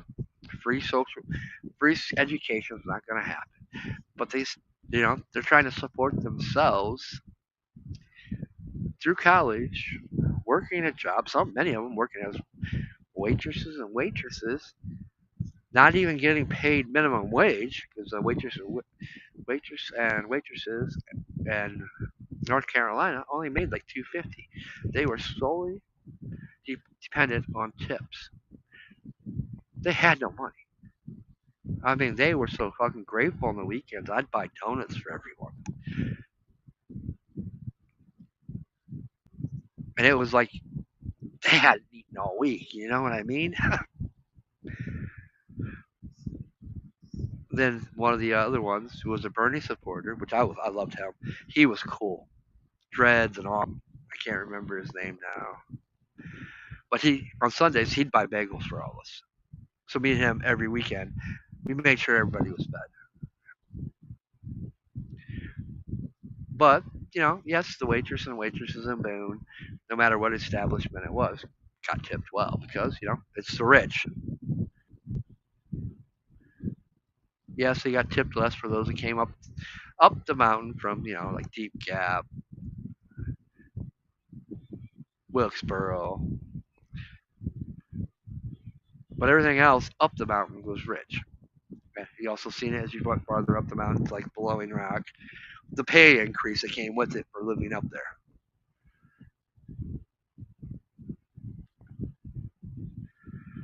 But even they said, they realized it, and they were actually starting to question things. Then I remember the one day where Antifa was supposed to show up. Yeah, that didn't go over well. Not one bit. They got right up out of there. And it was only a handful, but it was hilarious to see the campus hand in hand with the hillbillies from the mountain down the mountain or up the mountain, whatever. Say, we ain't having this here. And when you start seeing some hillbillies, and you see some college students with guns and shotguns, you kind of start to rethink things, right? It was hilarious. Even the cop says, "Now you gotta go. It's for your own safety. You gotta go. You're not wanted here. Go pull that shit in Charlotte." That's exactly what the cop said too. Go pull that shit in Charlotte.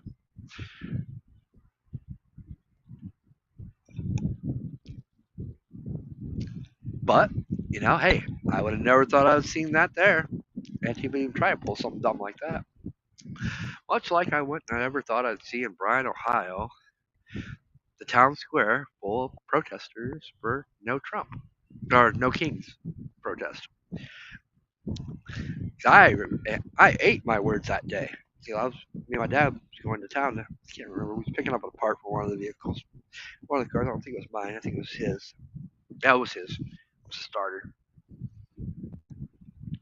And he's like, because I didn't even know it was I didn't even know it was going on. That No Kings protest was going on. So I wonder if they'd be protesting up the square. I'm like, no, but I'm sure they are in Wasion because they've been protesting every weekend in Wasion. It's like, well, that's a No Kings protest, and which I think is funny. Now, both occurrences has been to celebrate on the days that we have celebrated the 250th anniversary of one of our military branches. It was the Army in the summer,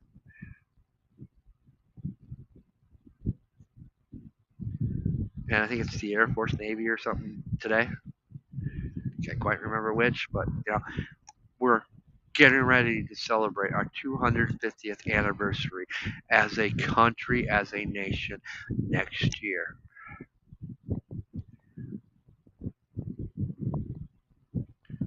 And that's what these No Kings protests has been supposedly about.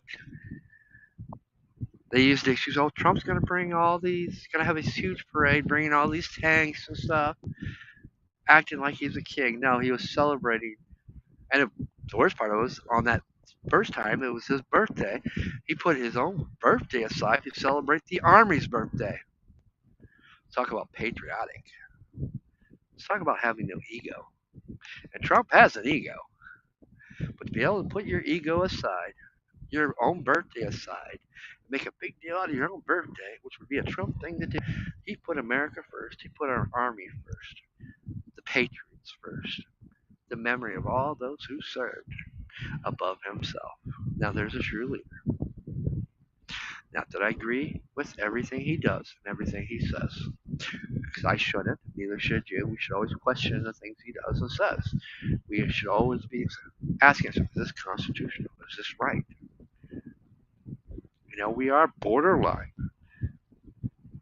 Depending which legal team you talk to, which side of the legal side you talk to, if the Posse Comitatus Act applies to the National Guard, which I hate to be the bad news, it don't. Because if you know the history of the National Guard was the replacement for the militia. But with that said, the state controls the militia. Yes, the president can pull up the militia, but so can the state. We've never hashed that part out because our founding fathers never seen a reason why we'd ever have to. Well, unless you're a Jeffersonian, and he pretty much will said it would happen. And he was right. My founding father was right. But he was wrong. He was wrong with the term limits. Even though he was accused of being a Jeffersonian, he wasn't a total Jeffersonian. He just refused to bow down to anything from the crown, including their stupid treaty. Which, by the way, we didn't pay off until Clinton got elected president. It was during his term where we finally paid off our debt to that treaty to Britain. That's what reason why, and it's been brought up a couple years ago, got brought up, the only justice to be nominated to never, only justice to be nominated to the Supreme Court, but to never be voted in was John Rutledge. Although Washington did appoint him to the Supreme Court because in Washington's eyes and everybody's eyes at the time, he was a shoo-in and was going to be nominated no matter what. He did sit as a justice on the Supreme Court till nomination to fill in for the justice that wasn't there. He didn't hear that many cases.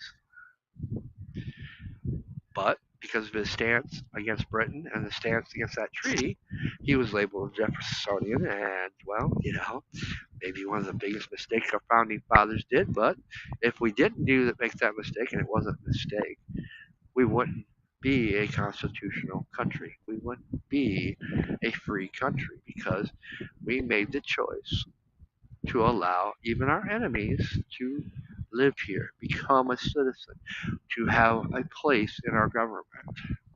It's where the term Loyalist Party comes from. We allowed the Loyalists to become congressmen.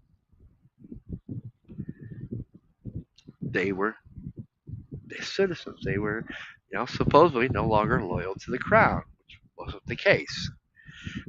So we've always had that argument and fight between the loyalists, and they wouldn't publicly say it because if they did, well, would suffer a fate like Benedict Arnold, because you cannot have a seat in Congress or the Senate, be a president or a justice or anything to do with the federal government if you have an allegiance to another country.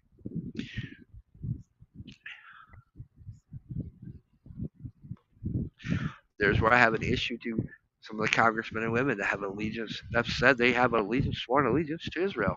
Then you can't be a senator, you can't be our congressman, you can't be an elected official in our federal government. Otherwise, you've committed an ethics violation and should be removed and held accountable. And depending on what your allegiance has done in those investigations, you can be brought up on sedition or treason. But we have these. We have somebody that's from Somalia with, with a questionable marriage certificate that could be borderline taboo if it was ever to be proven true. But everybody deserves a day in court, much like I told as your gesture, I don't know. I haven't seen the documentations. Let the courts decide. That's their job. I don't see no courts really investigating her. I don't see the FBI investigating her. Yeah, I hear the words. Trump sometimes says it. I hear other politicians sometimes say it. Well, quit saying it and do something about it, right? Either hold her on charges and let the courts have their say. Let's drop it. But if it is proven she still has ties and she's sworn allegiance to her country, then she's committed an ethics violation. Let's remove her. It's that simple. And don't get me started on how either party has moved certain people into certain areas to change the the votes. So they put them in one area, therefore it changes the demographic of the voting of that area to either side. Whatever side did it, they're all guilty. They both done it throughout the years.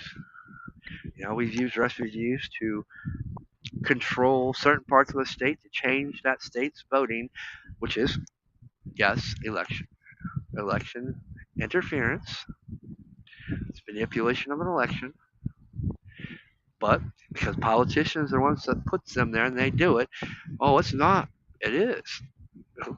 Clear down to the basic letter of the law. What you're doing is manipulating an election of that state by transferring all these people in this area who are going to vote for you, that party, whichever party did it, because you gave them a place to live. You gave them a place to conjure. You had a place to put up their mosque or whatever.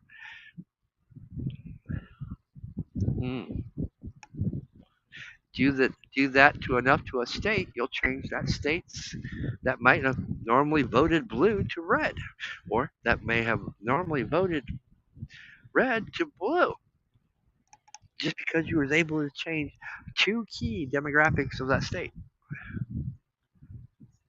It happens a lot.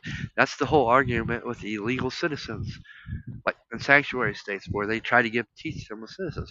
Yes, I firmly agree. If we have a census, our census should be for American citizens only, and those that are here legally working on a work visa, or legally here for an education visa, or is in the process of becoming a United States citizen.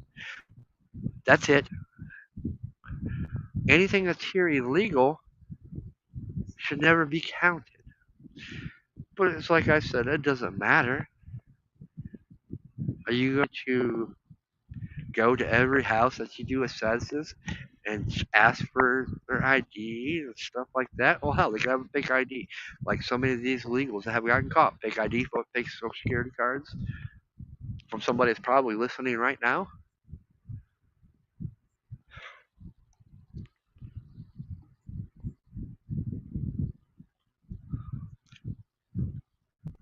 But common sense. Only we're doing an American United States census.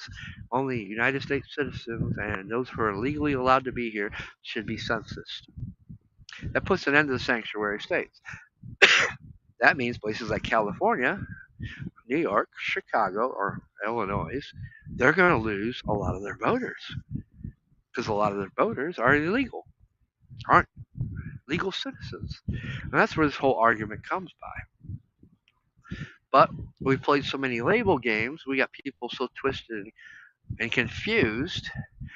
We want to protest ICE. We want to protest that our government's doing something illegal. There's always, since the founding of this country, there's been a right way to come into this country. And there, for the longest, you come into this country, come into New York, and your fate would be determined at Rikers Island,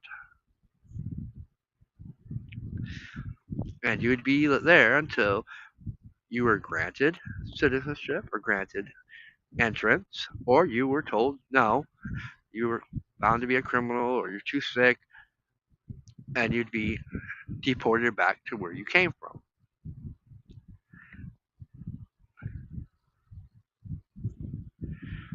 So let's not act like this is a new concept. This is not a new concept. This is a very old concept, and a very old concept that has procedures and rules and laws that are being violated.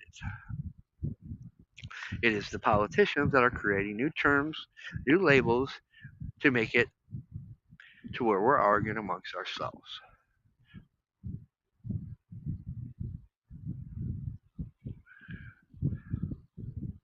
So, in the end, guys, you decide. You make up your own opinions.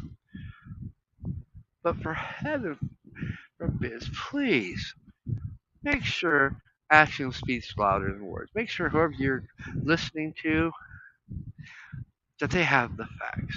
Make sure if you're voting for these whatever politician, whatever label you're voting for, that their actions speak louder than their words. And it's just not a set of lips flapping to buy your vote through lies. That they've done these things that they've promised come next election cycle. And I'm going to tell you what, there's a bunch of Republicans who have not done what they said they were going to do. And they don't deserve to be voted back in office. Just like the Democrats, there's more than a bunch of those that don't deserve to be voted back in office because they're just a set of lips running their mouths. They all need ball gags, just like AOC. She just looked better in one. As long as I joke on her. I mean, you gotta have somebody to pick on, right? But in all honesty, I'll be the first one to tell you she's a very big threat. And you guys better wake up to it.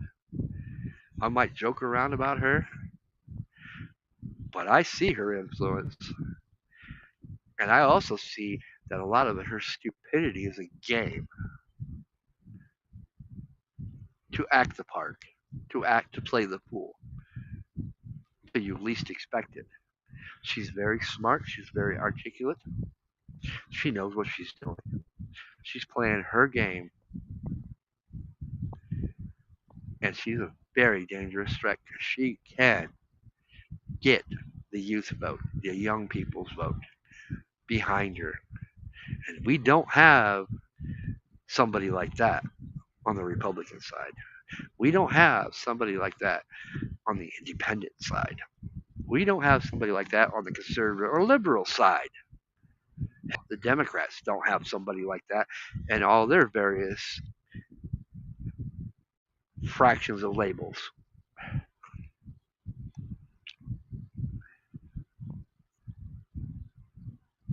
And you notice, She's being smart about how she's playing her politics right now.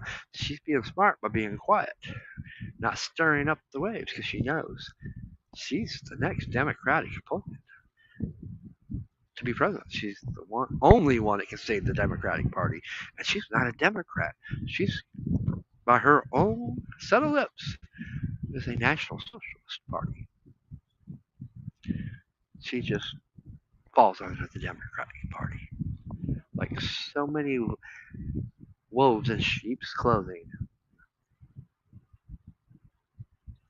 Or why not? Hell, it's Halloween. She has multiple masks for each of her personalities and her agendas. And she's probably one of the wickedest witches of the West that you'll ever see. And she's not from the West, she's from the East, which makes it even that much worse.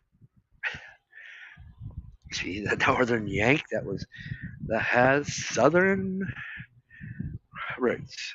But I don't mean Southern as United States. And she's not as stupid as she portrays. Be watchful of that one. And be watchful of what everybody else says. Quit falling bait into these stupid no king protests, anti-protests. I mean, I wish I could have found the video that was on earlier. All the old people in D.C. It was a riot. It's like, damn, you had to dig up the 60s and 70s protesters? It's gotten that bad? You had to go to the retirement homes? You guys are getting desperate. And they are. The language that's being spoken is desperate. Civil war. Which, for the people that know, it won't be a civil war. It'll be a revolutionary war.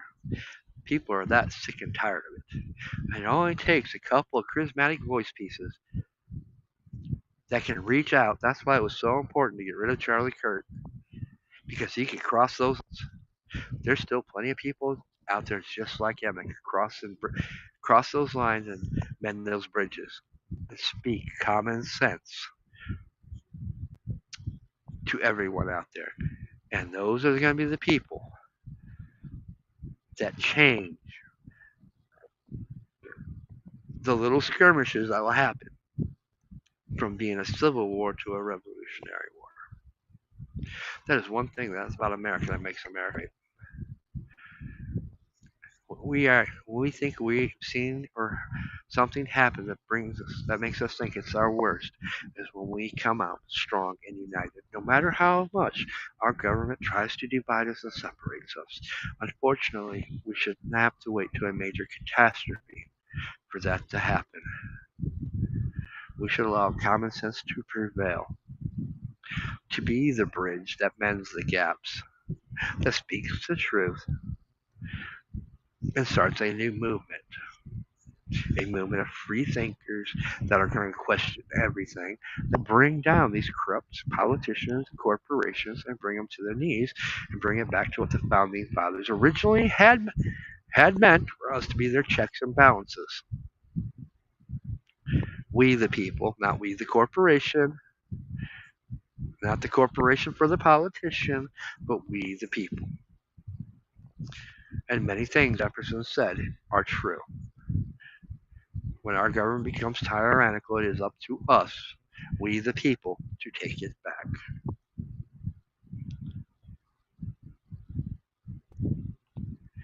Put aside our differences and remember, there's no such thing as race, ethnic, transgenderism, religion. There is only one thing. Those are labels. Labels that are meant to define us, subjugate us, and divide us. We are one thing. If we're going to hold them to a label, we are American citizens. We're all brothers and sisters.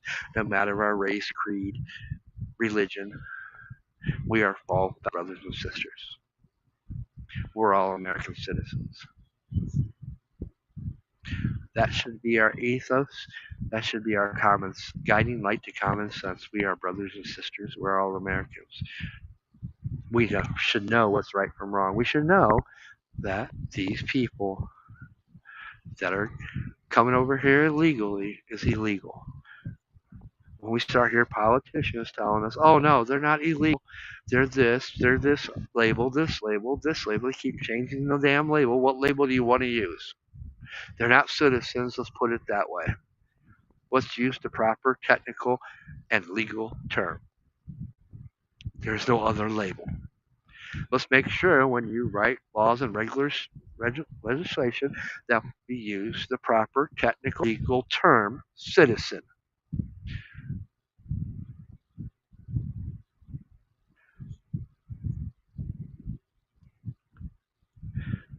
Work visa. They're here on a work visa. They're here on a student visa. They are not citizens. Or they're here applying for asylum and are going to become natural citizens. Those are the ones that should be protected within our Constitution. Those are the ones that, when they are here, should have every right to health care and this and that. Not anyone that's over here illegally. It's common sense. It's common sense in how we use the words, the proper legal jargon, and not create a label to define something other than what it is. Because when we do that, we're manipulating people. You say, oh no, it's this label. It's not that. If we use this label, then they're not illegal citizens. Yes, they are. That is the proper, legal, constitutional, defined answer.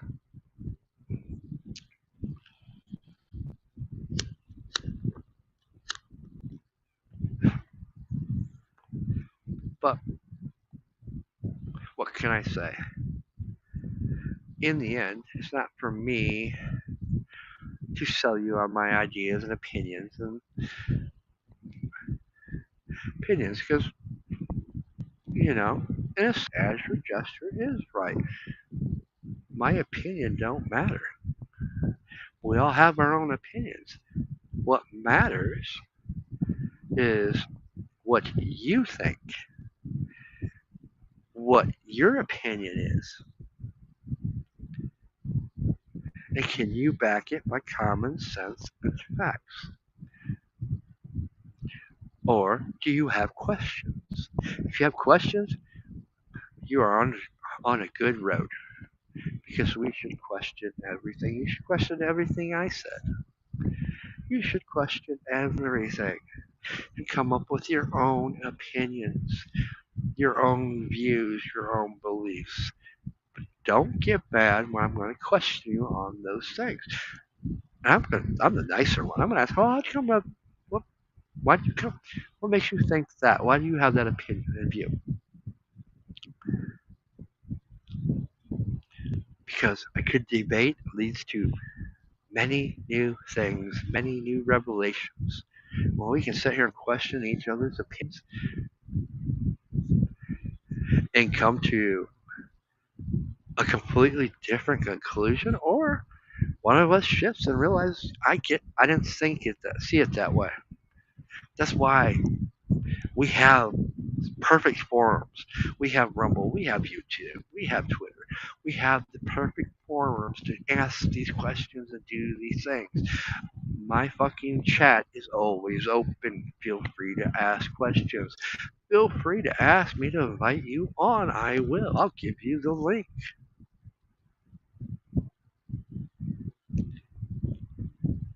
The more people that have more opinions, the more we learn, the more we question things. I might have not seen something that the way you articulated or said it, I might have not seen it that way. We learn from each other.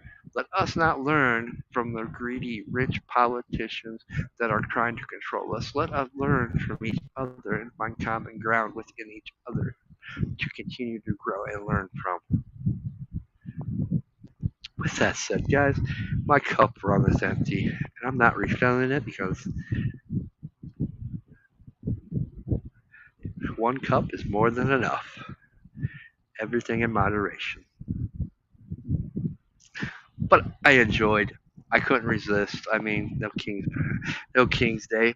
The only people that got it right was the Canadians. And my hat's off to you guys. Thank you for joining in on No King's Day. Because you truly are under a king and monarchy. We are not. Our people just haven't learned. But it's been fun either way. And it's been fun coming on here and talking about these things. I love rambling of the chaotic minds because, yes, it's somewhat political, but I get to rant, have fun, and not really care if it's political or not. Where, yes, when I do Sons and Daughters of Liberty, it's more politics, more constitutional based, more correct, common sense. It's less humor. Not that I have a good sense of humor. I've got a pretty dry, perverted humor, to be honest with you, or sadistic humor, some might say. But out of all the podcasts I do, and various different, because there's various, around the camp. Now I can't remember all the names anymore. I've only pretty much here over Rumble. I've only done Sons of Daughters of Liberty and Ramblings of the Chaotic Mind. Ramblings of the Chaotic Mind is my favorite because it's where I can be the most free, express myself however I want. Even don't get me wrong, I don't censor myself. I don't have no filter, especially on Sons of Daughters of Liberty. I just get tired of the day in, day out, same political bullshit that goes against what we believe in, what the Constitution stood for, should still stand for. And let's have fun. Let's make people question things. Let's just make a game of it. Let's just make, because like I said, I was happy to see somebody finally. Azure Green, my hat's off to Azure Jester, my hat's off to you for bringing some fun into my chat room. As you can see, I'm the wrong guy to do that to, but you were right, somewhat. I'm not gonna agree with you on the Trump thing, but I also am not a supporter. Don't mistake that because my channel's called Son of Dollar Liberty or Ramblings of the KMI. Don't ever mistake that. I'm the very first one to question any president when they step out of line or do something that's unconstitutional. So I don't adhere to a label. And you are right. My opinion doesn't matter because it's my opinion. It only matters to me. You know what they say about opinions? They're just like assholes. Everybody has one. So move your asshole ass out of my chat room and go troll somebody else. I ain't the one. But much thanks for giving me some talking points. Muchly appreciated. I guess you people forgotten the last troll that fell victim to my chaotic mind. Believe it or not, yes, I can turn a cookie, how to bake a cake into a political conversation, and how to write an essay on it. Go ask the last troll. I'm still waiting to see that essay, by the way.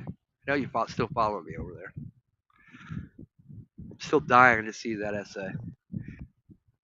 Because if your professor didn't give you a 4.0, I think I would if you just wrote what I said. Oh, it's so fun to pick on the trolls. No, I don't feed the trolls. I use them.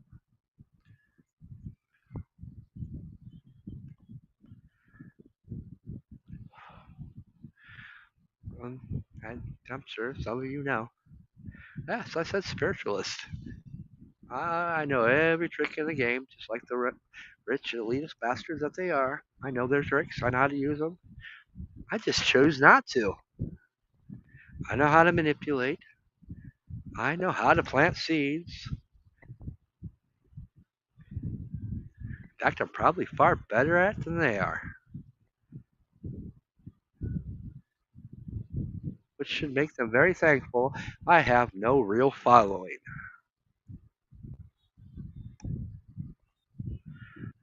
which is a misconception in itself. But those who know. You see me break down all the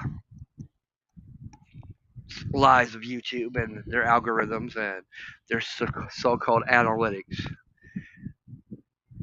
Yes, because when I post, at one time, it'd take me a half hour to go live because I had to post to all these platforms that I'm on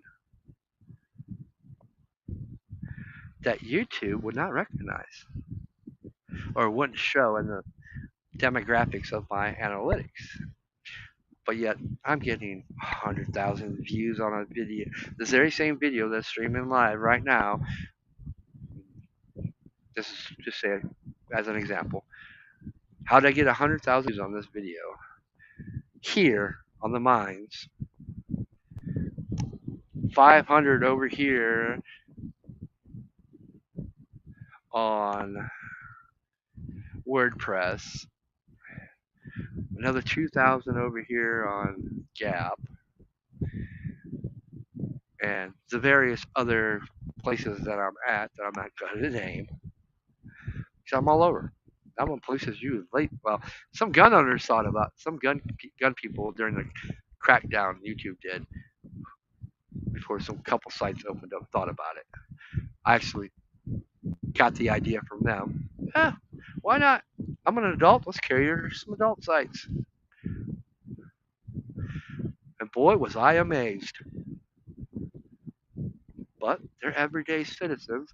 We just put labels on them, and usually because of our religious beliefs or political beliefs, we condone them for that, whatever that niche might be. But hey, everything's a tool. Use it. That's what I was always taught. Until you have no use for it, and what do you do with a tool you no longer have use for, or that is broken? You discard it. Yes, that's some upper meta thinking, elitist thinking, but that's what they do. Everything's a tool, and guess what? You're their biggest tools. So, do them a favor, act broken so they discard you, so we can move on. With that said, I'm going to move on. I'm going to find something to watch and enjoy the rest of my Saturday evening. I'll catch you guys on the next one, wherever that one may be.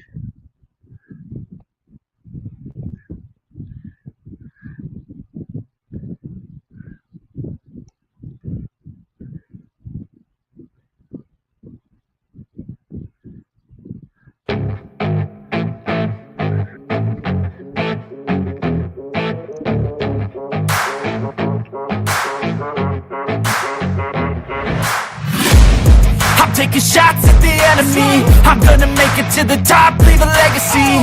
If I got something to say, you better let me speak. Turn it up a new degree, bitch, you ain't seen anything. I pop off with the new rock, electronic, blow the sonic roof up. I'm too honest when I take a few shots. They're too toxic, need to take the noose off. And you cannot save me, 'cause I don't need saving. It's everything I've been chasing, all here for the taking. Don't wanna test your luck with me, I think I've had enough disease. I'm sick of all the bad thoughts, people who are half-nots. You are not as tough as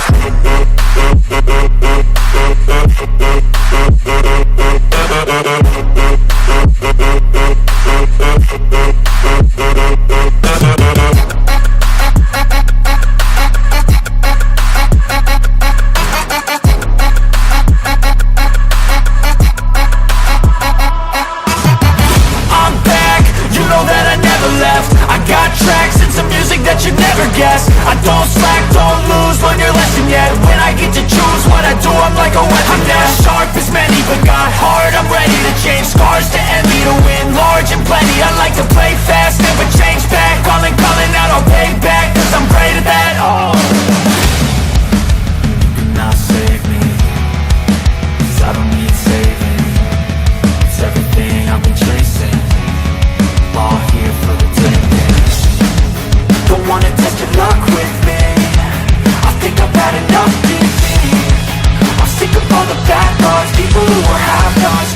is tough though.